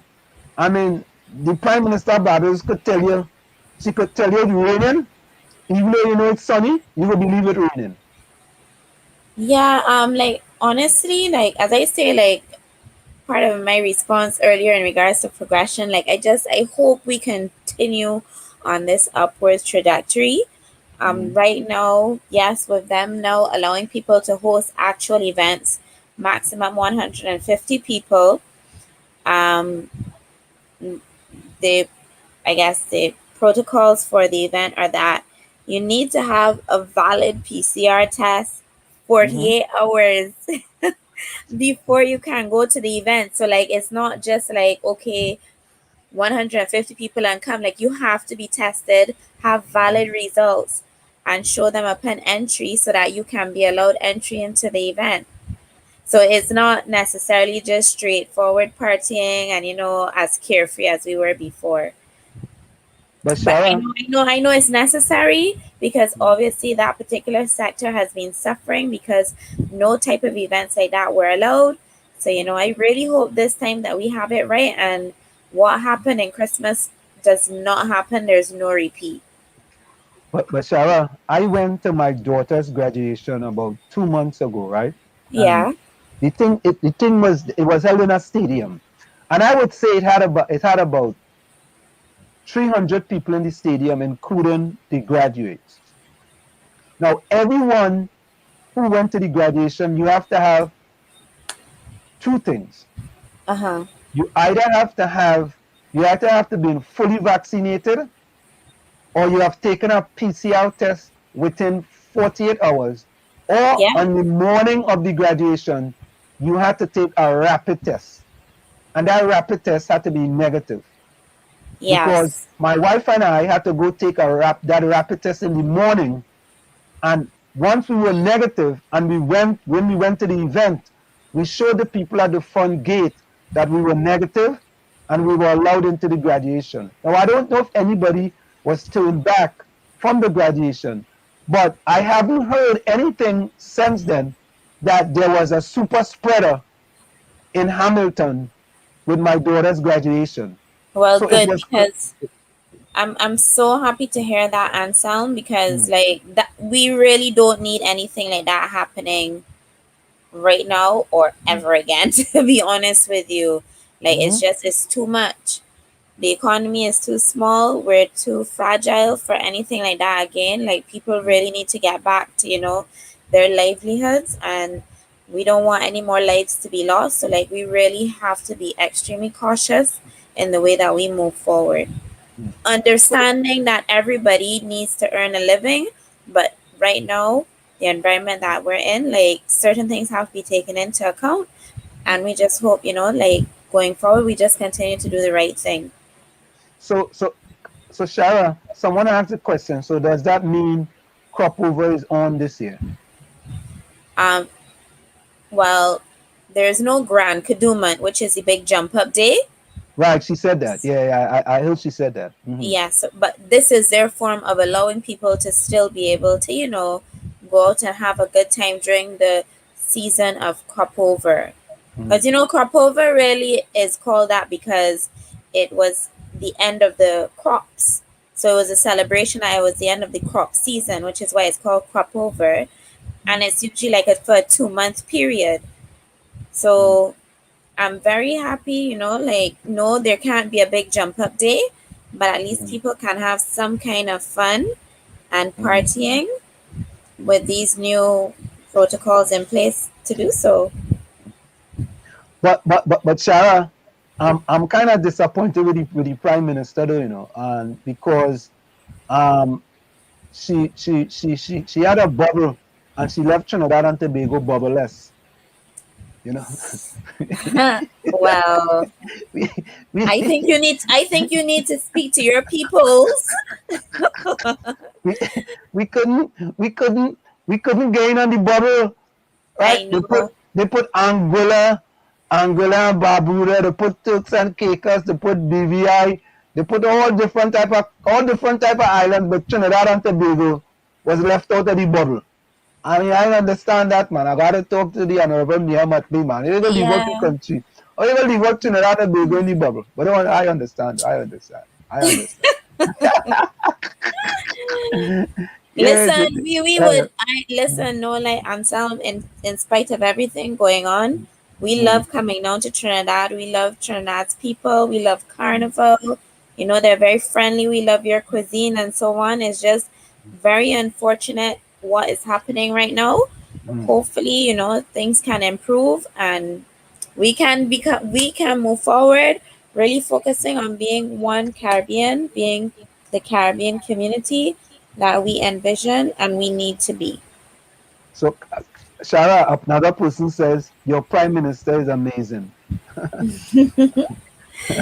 Yes, I honestly, right now we are very blessed to have her as our leader. That is the honest truth. You know, I tell you, Shara, I listen to the prime minister, and the prime minister didn't buff nobody. No, everybody's not the same. Everybody's different, right? Everybody's different. But her calming demeanor at the press conference actually put me in a calming mood for me to listen to the whole press conference. Right. You know, it's like, you know, with all the things people are going through now, they want the leader to come and put some, you know, put some confidence in them that don't worry, I have this, it's going to be okay. Well, yes. Well, I mean, honestly, the interesting thing I must say about Barbados is that with this current administration, they pay very, very close attention to what is said about them and how they are viewed within the public domain. So social media plays very heavily for them. So like we had a few issues within the last couple of weeks, and you know, people vented their frustrations and their feelings, and I'm sure and I know that the administration heard it right up to the prime minister. So yes, they are aware, you know, like as much as you may want things and as much as you are a leader, do not speak to us like a dictator. You know, we are smart people, and come and have a reasonable conversation with us, because we all want the same thing, the best for Barbados. Yeah, JB throwing jabs at people. JB said, wonder if Trinidad and Tobago will ever have a female prime minister of such class. That is a jab. You don't answer that. Sure. Wait now. Ulrich say her brother's name was 𝗪𝗏𝗪𝗏𝗧𝗏. Ulrich, 𝗪𝗏𝗪𝗏𝗧𝗏 related to 𝗪𝗏𝗪𝗧𝗏? I don't think so, you know, Ulrich. 𝗪𝗏𝗪𝗏𝗧𝗏 is the 400-meter runner in Trinidad and Tobago, one of Trinidad top 400-meter runner. He went to Yale University. No, I don't believe that's her brother. Her brother's name is Stuart. Ulrich. Ulrich, you see, we have a fella in our chat named Ulrich. He just give you all kind of misinformation. You understand? Ulrich, 𝗪𝗏𝗪𝗏𝗧𝗏 is from Trinidad and Tobago. We are not sure. Look, Shara is in Barbados, and Shara is telling us he don't think there's any relationship between 𝗪𝗏𝗪𝗏𝗧𝗏. He don't think between 𝗪𝗏𝗪𝗏𝗧𝗏 and 𝗪𝗏𝗪𝗪𝗏. Right? So maybe you get your Motley mix up. Maybe you want to talk about Motley crew. But I don't think they're related. And I know of 𝗪𝗏𝗪𝗏𝗧𝗏 very good because he was one of Trinidad top 400-meter runners in his time. Right? Okay, but I do know that there are some Motleys in Trinidad. I think they might be related to the prime minister's family here. Yes, right. But definitely that one is not her brother. Her brother's name is Stuart. Yeah. But that's all right. We like Ulrich. Ulrich is Ulrich. Prasad says Rowley is the best spin master in TNT. Hey, listen, I Prime Minister Dr. Keith Rowley. Dr. Keith Rowley is a genius. Well, he's a genius. Anytime you could split 50,000, anytime you tell people 50,000 went to Tobago, and you could split it, and say 25 one way and 25 went the other way, he's our boss. He's our boss. No doubt about it. He's our boss. He had a game credit where credit is due. Yeah. So, Shara, what else is going on in Barbados? And Christine, we're going to bring you back up. Yeah. Oh, God. Ulrich says, I mean, JB says, Ulrich stepbrother is Trump. Ulrich, I didn't know you had a stepbrother in the United States of America. I know we bring Christine back in here. Okay. Yeah, Christine, we want to bring you back into the chat because we have Shara, who is in Barbados, and we are just... Hello, Shara. Hi, Christine. I haven't seen you in so long. I know, but we're here working together still. Yeah, we are. I see you in our group chat, well, typing, but I haven't seen you like virtually. I think since last year. I don't think for the year. Yeah, and so Christine, we were just talking Yeah. about 𝗪𝗶𝘁𝗵 because 𝗪𝗶𝘁𝗵 had this press conference recently, and the press conference took a tone of, it was calm, it was soothing, and 𝗪𝗶𝘁𝗵 could hit you with a big stone, right? And you feel she hit you with a jub. You know, I heard it's just a calming, soothing sort of tone for people that are going through difficulties. And she talks about acceleration and brakes. If the people don't know what we will do, we may have to accelerate the process. And once people do what they do, we will put brakes on the process. It sounds so prime ministerial, so to speak. And rather than, you're calling people, people are leeches. When you call people leeches, they talk about the cement, the thing that happened with the cement thing, and you're calling people leeches, It's kind of unbecoming. But folks, stick and stay. It's In the Village to the Dark Triplets and WZYE 95.9 FM. Of course, we come to you every Tuesday, Thursday, and Saturday from 7 to 9 p.m. Right? We're going to go for a quick break, and we'll be right back after this break. Stick and stay. Don't go nowhere. We'll be right back. You're listening to WZYE 95.9 FM. You are listening to WZYE 95.9 FM, the most influential name in Caribbean radio in the tri-state area. Broadcasting from East Orange, New Jersey, the most influential name in Caribbean radio. WZYE 95.9 FM.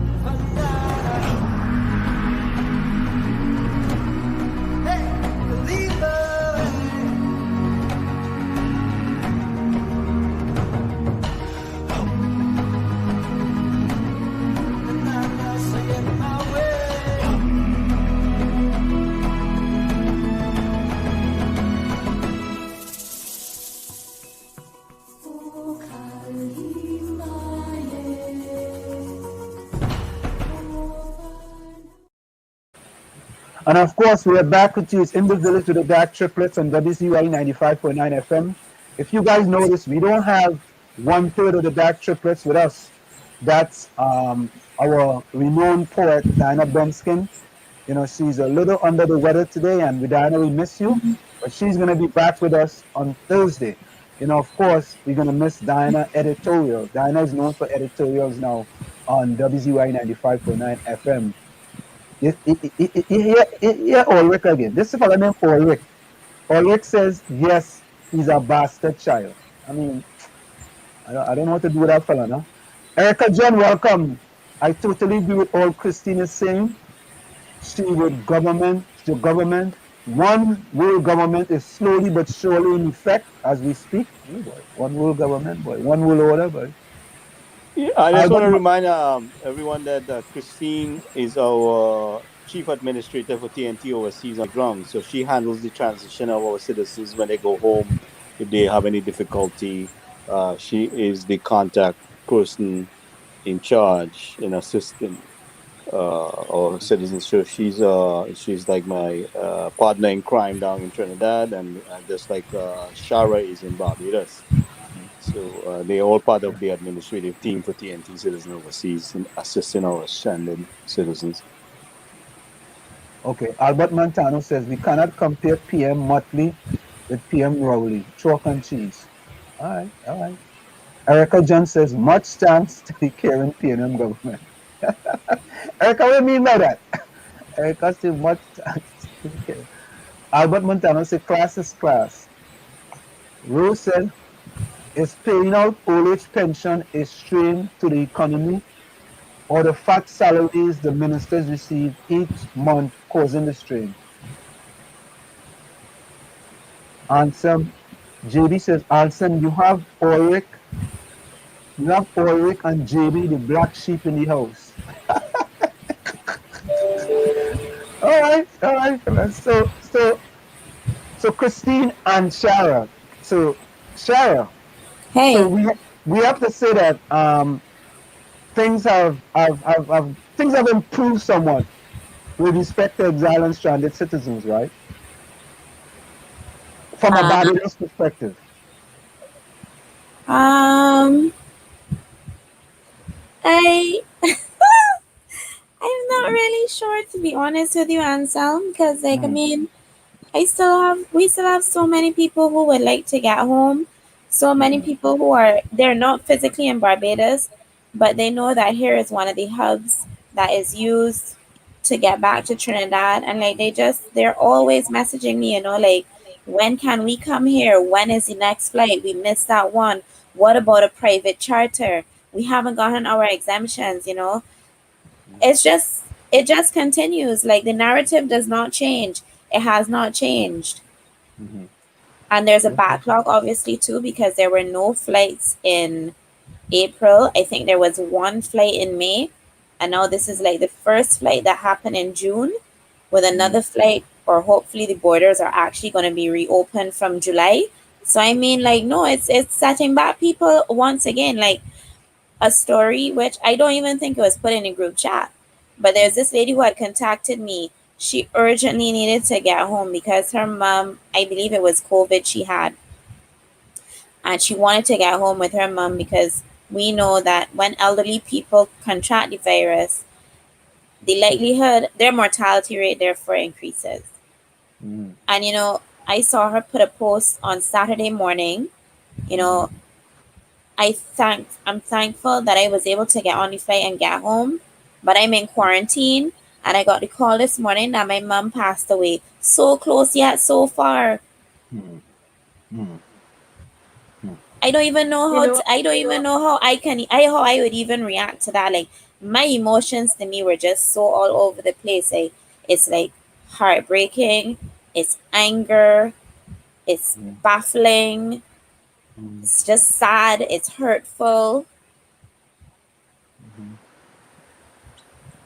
Yeah. I mean, in another group, I saw that there was this guy who just died as well. He contracted the virus and he died in New York, stranded. Christine, you were going to say something? Yes, you know what is very, very sad? That a number of people are left to die. And I'm saying left to die because there are medications that you can actually use and have been used successfully, which is the ivermectin and the hydrochloride quinine, that you can actually use, and the rate of recovery is very high, successful. As a matter of fact, the virus, the chance of you surviving it is 99.8%, and so therefore the 0.2% that would die, or who would be affected in any serious way, would be those who have comorbidities. And therefore they have found it that throughout the world, where doctors, practitioners have in fact treated their patients who were already placed on the list to die, they have been able to successfully recover from this COVID-19. But you have to understand why it is you're not going to be pushing this medication, simply because of the fact you need to understand the ramifications of the EUA, that's the emergency use authorization. For this injection, there must be no other effective medication that is available for use, and therefore the doctors cannot use it or speak about it because they're being censored and they're being banned all over the world. And as a result of it, you have people who are dying needlessly. It is wrong. It is wrong. It is wrong, and it's a crime against humanity. And I was reading on the you reading the chat while we were on the break, and I saw someone was asking if it is, I want a socialist state, and the answer is no. Why would I want a socialist state? As a matter of fact, that is exactly what they want to do. They want to make the whole world a socialist state, a Marxism state, where it is that the government instructs you whether to jump, tell you how high to jump, when to sleep, when to wake up, what to wear, what not to wear. Could you imagine that the economies are shut down and the governments all over the world are telling you what is essential and what is not essential? There are people who cannot, I mean, I'm being facetious right here, but I'm just bringing a point of what might be essential for you may not be essential for me.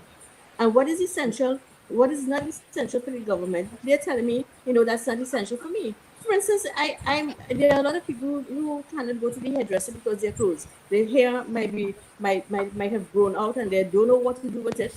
They can't cut it themselves. They cannot even go into Pennywise to buy a ponytail.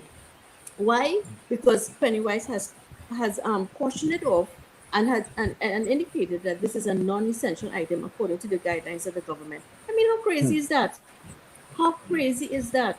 You have babies being born. No closed stores are open.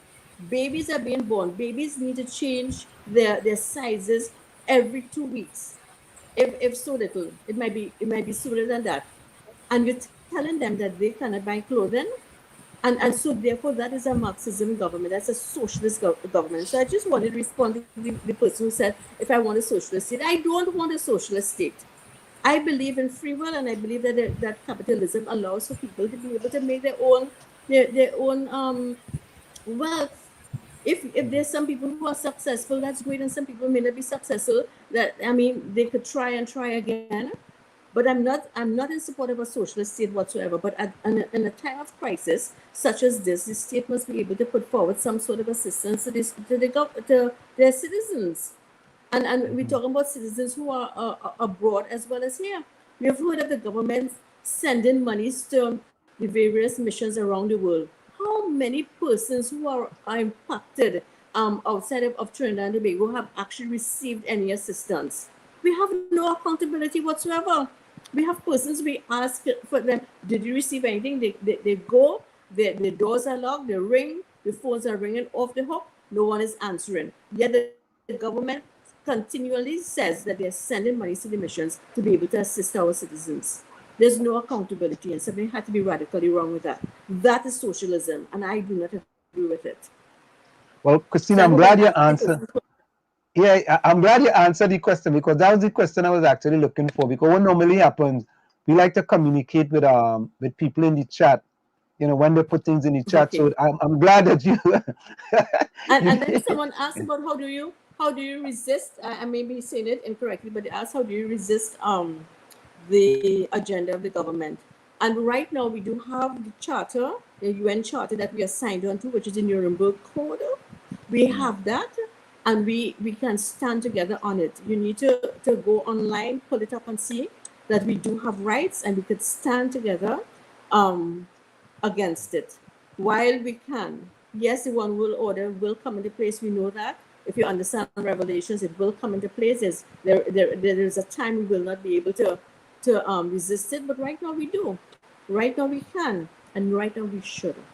And that we do so by standing together and standing in agreement. But once we have any ism, any schisms, we will be divided, and that's what the government has been doing all this time. The governments have been dividing us, and they have been ruling. It's an old English strategy, divide and rule, and so it continues even because colonialism might have been done away with, but the same systems exist. And so we have to stand together and recognize that the wrong that is being done, and stand with each other and put aside, I agree with you, and so we put aside our political differences. This is why I said earlier, o'clock, I'm not here to promote, I'm not here to demote. I'm here to say what is the facts. And how do we overcome? We overcome by standing firmly on the promises of God. I stand for that. And secondly, we stand together as a body. That is how we are able to go forward and to defeat the enemy, because we all have a common enemy, and that enemy is fear. And that is what this government is trying to place inside of us, fear. And because of it, people are making decisions that are irrational because of fear. You know, Christine So how do we Prasad, fight it? We have the Nuremberg right, Code.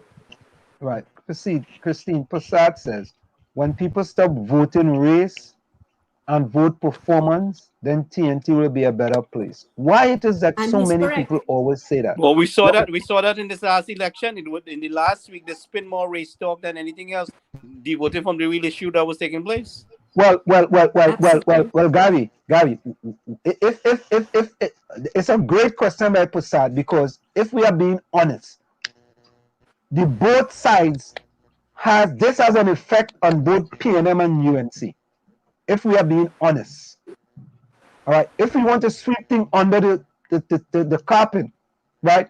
Some people will say it just affects the PNM. I will totally disagree with that. I will say that it happens on both sides of the coin. And Prasad is right. When we stop voting race and start voting performance in Trinidad and Tobago, maybe things are going to change. Okay? But until then, you know, we're going to continue. We want to continue. But you see, also, right? If our leaders are instilling that into the followers, then the followers are going to continue All to vote. devotional tactics. All devotional tactics. Right. So we as a people have to start to understand performance beat old talk. You understand? Performance beat old talk. And if we are gonna go on performance, we voting, you know, we don't vote in our government in Trinidad and Tobago, you know. We vote out of government. In Trinidad and Tobago, we don't, people say, oh, we vote in this government, we vote. No, we don't vote in, we vote out of government. That's what we do in Trinidad and Tobago. And by voting out, some people just stay home and don't go and vote.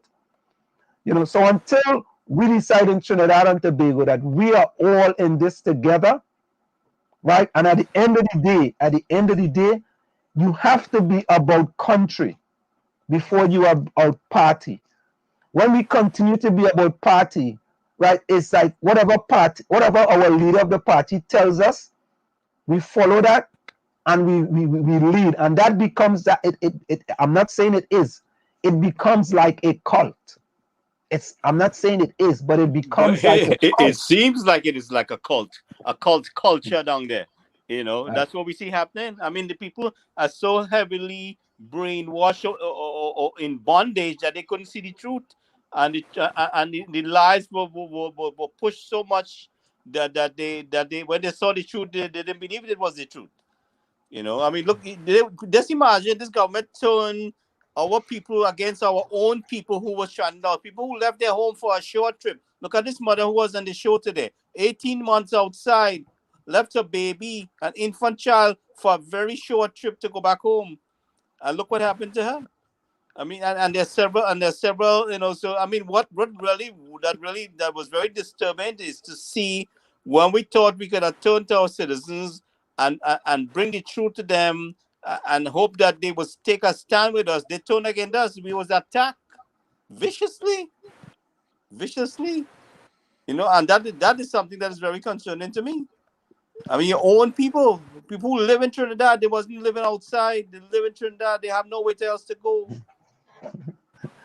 You know, Christine, I have a good friend in the chat. I have two good friends, Ulrich and Ulrich says, well said, but you will still vote for PNM. Ulrich, how you know that? Election is not. Are they telling me? Yeah, he's telling me. Yeah. They like to get my case, but it's all right. I have a broad back. I grew up in Chumaka. I say, Ulrich, how you know what I will vote for 4 years from now? When you a fortune teller? Did you look into my crystal ball and see where I will vote for? Eh? I'll have to agree with Ulrich. I'll have to agree with him. Christine, how you gonna do it, Ulrich, Christine? You don't know. 4 years from now, you don't know. Dave Tanku is Ansem best friend, you know. So watch out. Hey, Olia, listen.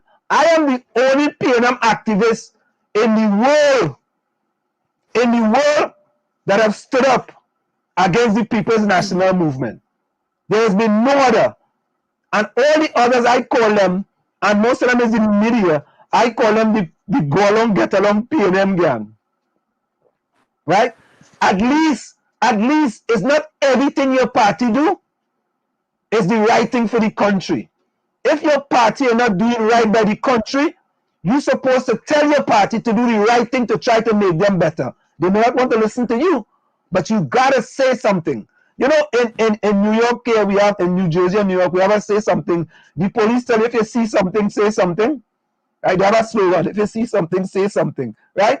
And I want the people in the go along, get along PNM gang. Oh God, when always see something, always say something now.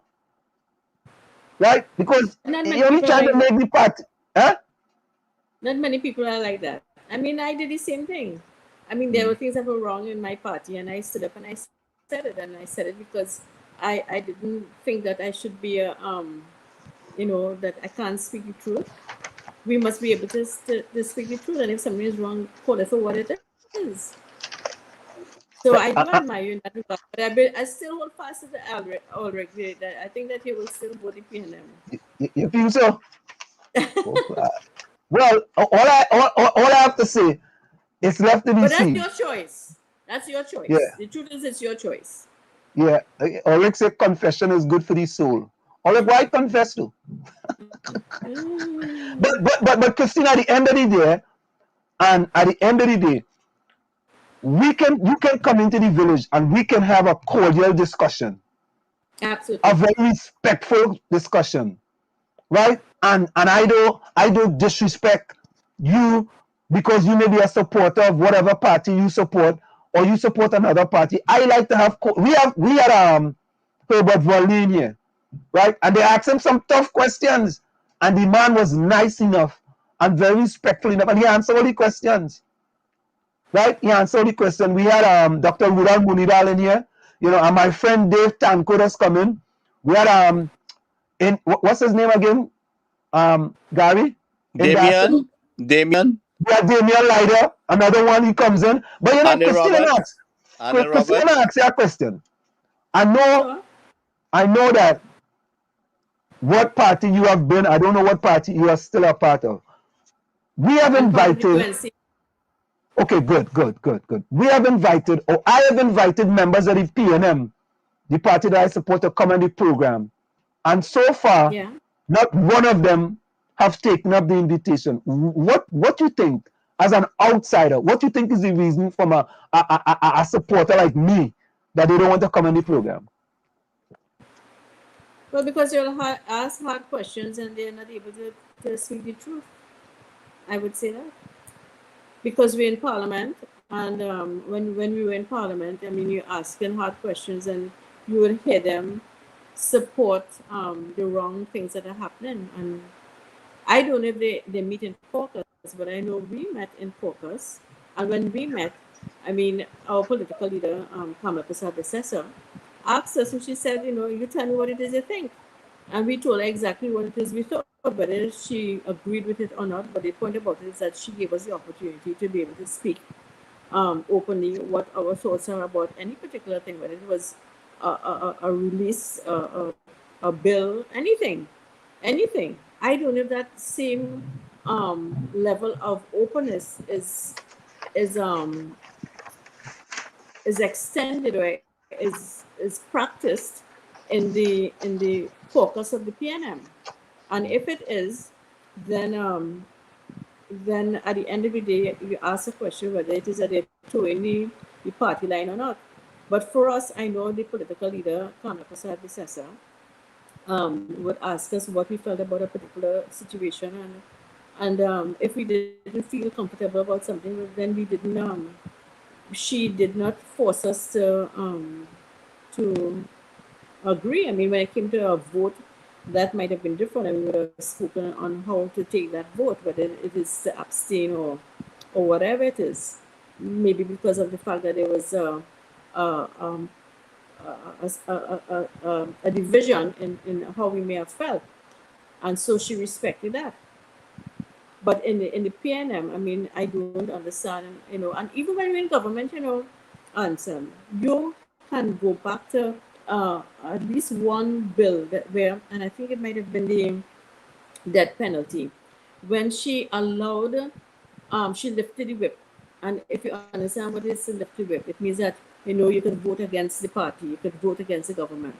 That has never happened in the PNM, has never happened.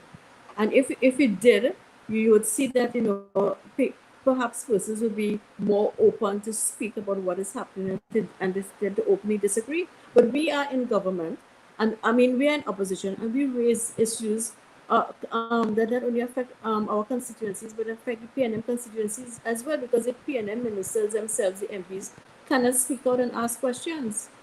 They do not. And so the people suffer as a result. And so we are an opposition, not an opposition for only the constituencies that we hold, but an opposition for the entire country, where we ask questions and we're disrespected in the parliament, we're disrespected, and the seat of that the speaker holds is also disrespected, because the MPs who were duly elected to represent the constituents are denied the opportunity to ask the questions and to get a reasonable response. We're insulted in Parliament, and this cannot be. It's a very disrespectful. And of course, whatever it is you do in Parliament, if you feel you can get away with it, you come out now in the public domain and you disrespect the people. And this is why you can sit here today, and many of your viewers can accurately articulate that there is chalk and cheese when you're comparing Mia Mottley, the Prime Minister, compared to Dr. Keith Rowley, the Prime Minister of Trinidad and Tobago. There's absolute disrespect, and let me tell you something. Don't think that the Prime Minister of Barbados is not also a globalist. You listen to her words and you know it's a globalist. She speaks very softly and gently and sweetly, but you listen to the words and you know very well she's globalist. But there's a difference.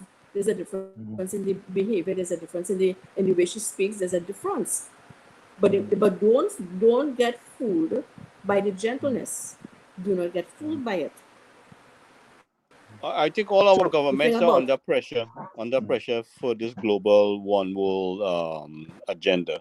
But listen to me. There are countries, and Gary, I don't mean to interrupt you. Forgive me, but there are countries. For example, in I think it's Zambia, and a couple of the African countries did not buy into this. They did not. Yeah, no, I'm not saying that everybody, but what I'm saying is everybody's under pressure. And listen to me. When they did not, their economies remained open. They did not. As a matter of fact, one of them was a doctor, which we didn't know. He sent, and this is publicly recorded. He sent Pawpaw. He named all of them, whether it's Rita, Joan, Janet, John, June, whatever it is. He sent Pawpaw. He sent oil. He sent monkey blood, and he sent, I believe it was one human, and all tested on the PCRs, and all came back as positive. And when that happened, because they offered monies to governments to be able to shut down their economies, to do this PCR testing, the PCR testing, the person who designed it indicated that it is not for that, and that you can get any result that you want once you put it on the right frequency. I'm using probably the wrong word. I'm not a scientist. Yeah, the right chemicals you put on the right number and you will get. And so there are many false positives that are there. And so you ask yourself the question: what is really happening? So it just so happened these four persons, these four leaders in these four nations chose not to abide by any of the guidelines given by WHO. And you know what happened? The economies prospered, nobody was ill, they walked about without their mask, and guess what happened? They all died mysteriously. And you need to ask yourself a question: how come? And nobody says anything. Everybody's just going mindlessly and blindly into something that is potentially harmful to us. It's called a gene therapy. It's called a gene therapy, and it is doing much harm and damage to our bodies. And therefore, there is going to be a division, because you're going to have people who are vaccinated and those who are unvaccinated. How come the people who are vaccinated are still getting COVID? How come that they after the vaccination that they're getting the variants? And of course you're hearing Bill Gates, who is not a scientist, who is not a doctor, indicating that there'll be necessity for more vaccinations in the future, possibly every 6 months. Come on, something's got to be wrong. And we need to wake up and open our eyes, and there is something that we can call upon. It's a legal binding document. It's called the Nuremberg Code. That is what allows us to stand against a government that is that's full of tyranny, and it's across the world. But people are so anxious to get back to normal. What is normal? What is normal? You think what is happening in Barbados is normal? I tell you what, there's going to be another outbreak, and guess what? It's all a facade, so that people can say, oh, but look how they're getting back to normal. Let's do it so that we can get back to normal too. It's all a facade. It's all part of the agenda to cause you to look and desire and to want to get back to normal. So we need to bring our citizens back home. That's the end of the story. We need to bring our citizens back home, and we need them back home because their entire lives have changed. We don't know if their lives will ever get back together. That's not for me to determine, but I do know that all things are possible through Christ Jesus. That's what I do know. So I haven't lost hope. I haven't lost hope, and I will not lose hope. Right, and we haven't lost hope either. But let me quickly go to a few comments here in the chat. Albert Montano says, Anselm, you cannot change the PNM. You will be exiled. Oh God. I go be God, Albert. Go easy on me, man. Albert, come again. Anselm, they are afraid you will put them in a position where they cannot answer. Oh God, Jesus. Passat says, Anselm, you're in trouble with Dr. 𝗪𝗓𝗪 for criticism against his government. Rowley is a dictator and his ministers are yes men. So be careful. Oh God, Jesus Christ. Ulrich says, I truly feel that there is something the government not telling us about the spike. Oh God. Posa says, Rowley should take some, Dr. 𝗪𝗓𝗪 should take some pointers from her. Oh God, look, oh boy, only you three one said that. God boy, again, again, all kind of dads, boy. It's a good thing I grew up in 𝗪𝗪𝗃, I'm serious. If I didn't grow up in 𝗪𝗪𝗃, I'd have been plenty problems. Yeah, but so anyway, Sarah, you still there? Go ahead, Christine. There's something that I'm still here. When I was minister, I remember asking I wouldn't call his name. He's in government, and I protect him. I mean, it's a conversation, but I would tell you what the conversation, but not who the person is. And I was saying, why do you do what did you do? I mean, you're clearly unhappy. And he says, I know I never knew that the party was so racist. And he's speaking about the government. And I said, so why do you stay? I said, why do you stay? And he says this, you know what? I really enjoy the perks. And so you asked a question, and in response to one of the chatters, why? Because they wouldn't come on. They really wouldn't be able to answer, because really and truly it's about the perks. They can sit in Parliament, they can enjoy the meals, they get a salary, they get a grant in terms of your home, you get for your car. These are perks that that they ordinarily would not enjoy, and it has nothing to do with their constituents. It has nothing to do about the welfare and the benefit and the good of the citizens of the country. It's not about good governance. It's about how can I sit and be comfortable and not worry about anything else. And it is really very wrong. And not many people go in the government because they want to help the people to go in there, because they just want to be able to flaunt their newfound fame, and that cannot be right. So Ulrich, the man can't take the vaccine. He had to wait 3 months to take the vaccine after he tests positive. What's wrong with you? Ulrich asking that question. So So let me quickly bring back Shara in here. Shara, Hi. Yes. Shara, I have to tell you, boy, we the people of the Caribbean, you know, I'm looking at 𝗪𝗶𝘁𝗵𝗏 and the way how she handles things, and everybody's different. Everybody's different. Everybody's not the same. Everybody have different personalities, you know. Correct. But in this pandemic time, boy, you want a sort of soothing response, or you want your leader to be more soothing and a little less attacking them, like you attack him, you know, and more soothing words, you know, when you are dealing with a press conference. And you know, but you know, I tell you, I listened to that press conference for the first time, and the woman talk over, I think she talked about an hour in that press conference, and I listened to her every word. Right. And it was a pleasure, boy. You know, she could have taken me in class and beat me, and I would feel it's a good thing. You know what I mean? Take me to Sunday school and let me say all the Bible verses, and I will say all the Bible verses without a problem. You know, in these times, that's what we kind of need. You know, we kind of need for our people who are in charge to sit back and give us hope.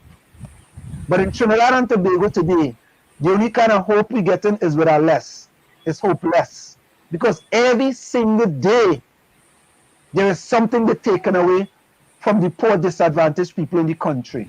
Every day. Today you come out in Parliament and talking about 450 people you have to let go in Cal. I saw. You know, take some of that money you get from China and put it in Cal and let all them people keep their job. Just recently, CPEP, people making $700 a fortnight. You're going to cut them people's salary, boy? You understand? So we try and Wassa getting people 𝗪𝗶𝘁𝗶𝗏. When they go to open the tap, they get 𝗪𝗶𝘁𝗏 in the tap, unsweetened 𝗪𝗶𝘏. The only place in the world they could get unsweetened 𝗪𝗶𝘏 is from Wassa, right? And then Wassa want to cut your pipe, cut the water when you need water in a pandemic. I don't know, just seeing that, oh God, too much going wrong, but keep in mind to answer. No, Shara is in the midst of dealing with our children there in Barbados. Now you cut the income of the parents who supporting their children in Barbados. What do you think is going to happen? What do you think is happening right now in Barbados, where they cannot fund their children with their needs? Exactly, You know, Gary. That's really what we're dealing with. You know, but and that's Shara, under pressure now. You know, Gary, at least they could get water. What? Shara, has there been a cut in any workers in Barbados? If you know. I know for instance, like last year or so, there was a big issue where some of the hotels, some had closed permanently. And then I know too, if things were not open and they weren't allowed to go back to work, there would have been a run on our national insurance, and the severance pay would have had to have kicked in. So the government, I believe they gave like certain stakeholders X amount of money to allow their establishments to continue. And then to what they did is they allowed the workers to come back, even if the hours were not full-time hours, but they were greater than half of the hours that they would normally do, so that some kind of income could be generated. But a lot of people too, they've turned also to like being entrepreneurs. I mean, they have to find a way to still, you know, cover their bills and do different things like that. But I guess they're trying to do the best that they can. They're really trying to balance. I mean, at the end of the day, we have to take in mind as well that we are on an IMF program also here. So it's not as if to say it's smooth sailing and straightforward for us either. There are many things to take into account, but they definitely have been trying their best to ensure that majority of people can hold on to their jobs, or if not, some kind of financing is available. One example actually is right now, 𝗪𝗵𝗁𝗲, well, yeah, 𝗪𝗵𝗁𝗲 is canceled. There won't be any like masquerading. However, they have said that like band leaders, I think tent managers, and I think some of the artists as well, they will be granted between 5,000 to 10,000 Barbados dollars to help them with lost revenue due to the pandemic. Okay, that sounds good. So, you know, so like so little things are put in place. It might not be like ideal, it might not be the full amount, but things are being put in place to help people in regards to their, you know, helping them with their livelihoods. So quickly, I think we have a call. Caller, you on WZYE 95.9 FM. Hello, caller. Caller. All right, lost that one. Yeah. But I think also in Trinidad and Tobago, we have had some grants and things like that. But folks, I gotta say that, you know, we have kept you guys here a very long time. We appreciate Christine. We appreciate you very much. Shall we appreciate you, Christine? Any closing words before you go? I hope that the borders will be open very soon for our citizens, and I really hope that the grants that the government has indicated that are available for the citizens right now who are going through some very difficult times are in fact given to them. Last year, as when I was a member of Parliament, a number of persons didn't receive it, and so I hope it's very different this year. And I just wish everybody a really good night, and may God continue to bless you and keep us in this very trying times. And hold fast to your faith. Hold fast to God. If there's anything, hold fast to Him. All right. Thank you so much, Christine. Shara, any closing words? Thank you, sis. Yeah, thank you, Christine. I'll just continue from Christine. You know, I just really, really hope that people are allowed to come home as soon as possible, that more flights are extended, that the quarantine is expanded, that financial assistance is granted to those who are stranded and to those suffering as well, and that, you know, brighter days are coming sooner rather than later. I hear you. Thank you so much, Shara. It's appreciated. Thank you so much. Christine and Shara, thank you so very kindly. It's appreciated. You're welcome. You're welcome. All right. Thank you. So if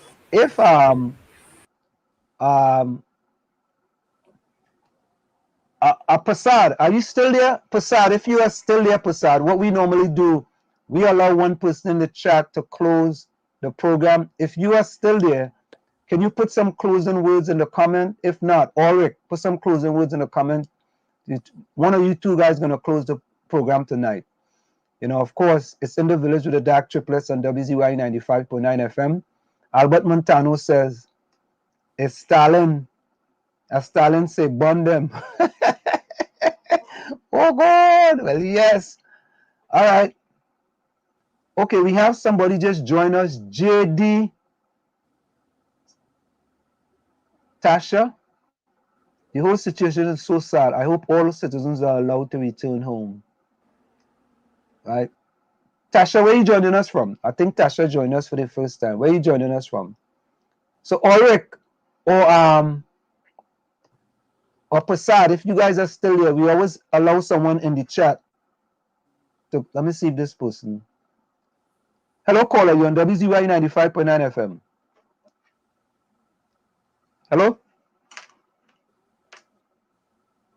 Caller, are you there? Hello? I'm not hearing you, caller. Okay, all right. All right. I don't know, like that WhatsApp incoming through.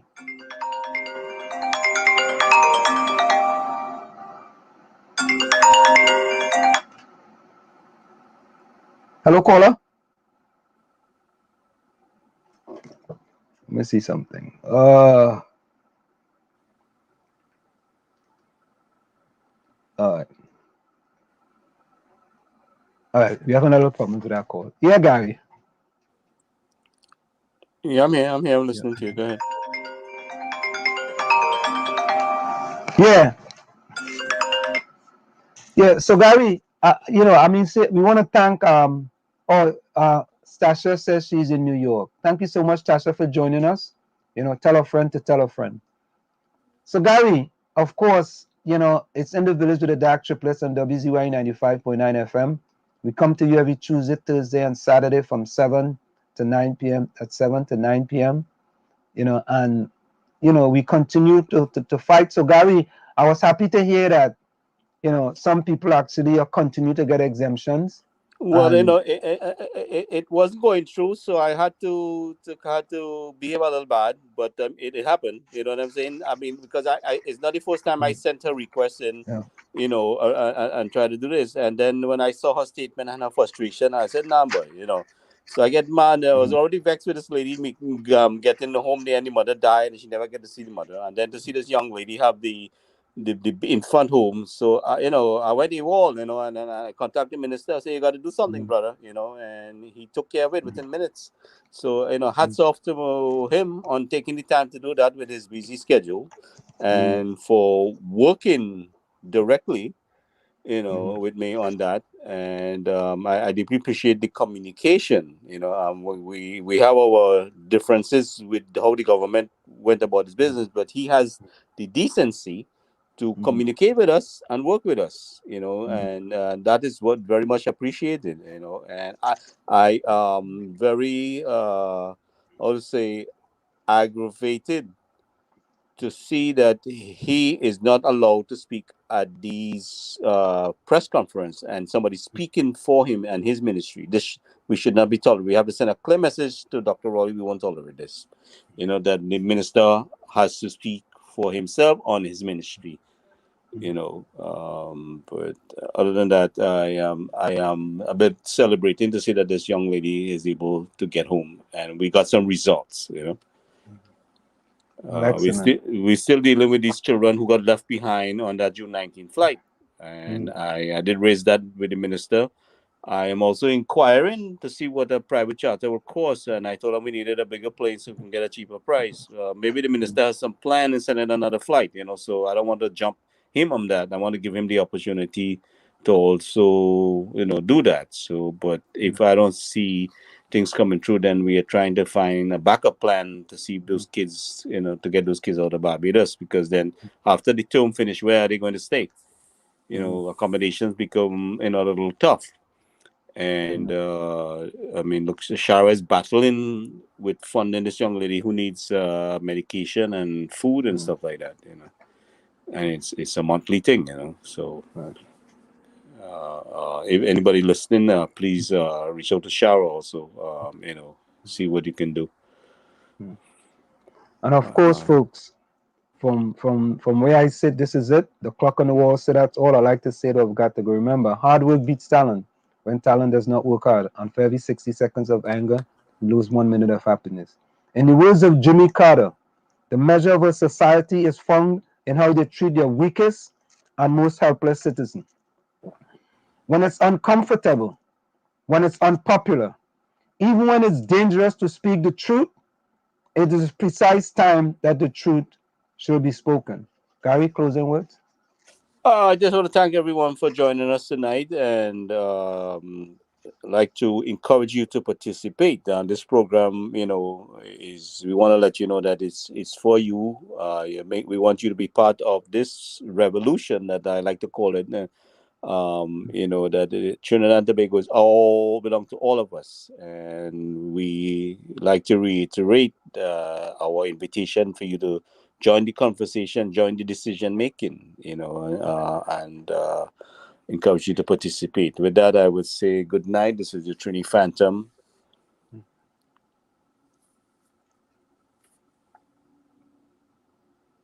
Thank you, Gary. Yeah. And in the closing words, and since Ulrich is going to close the program tonight, Ulrich closing words are, we are in a bad place, but stay strong and we will come out soon. Thank you so very kindly, Ulrich. And tonight we're going to go out with Shadow. And this is what we are facing in Trinidad and Tobago today as we speak. I'm going to let Shadow come tell you guys what we are facing. Shadow, you come tell them. Let me get Shadow up here. There's Shadow. Here we go. Shadow.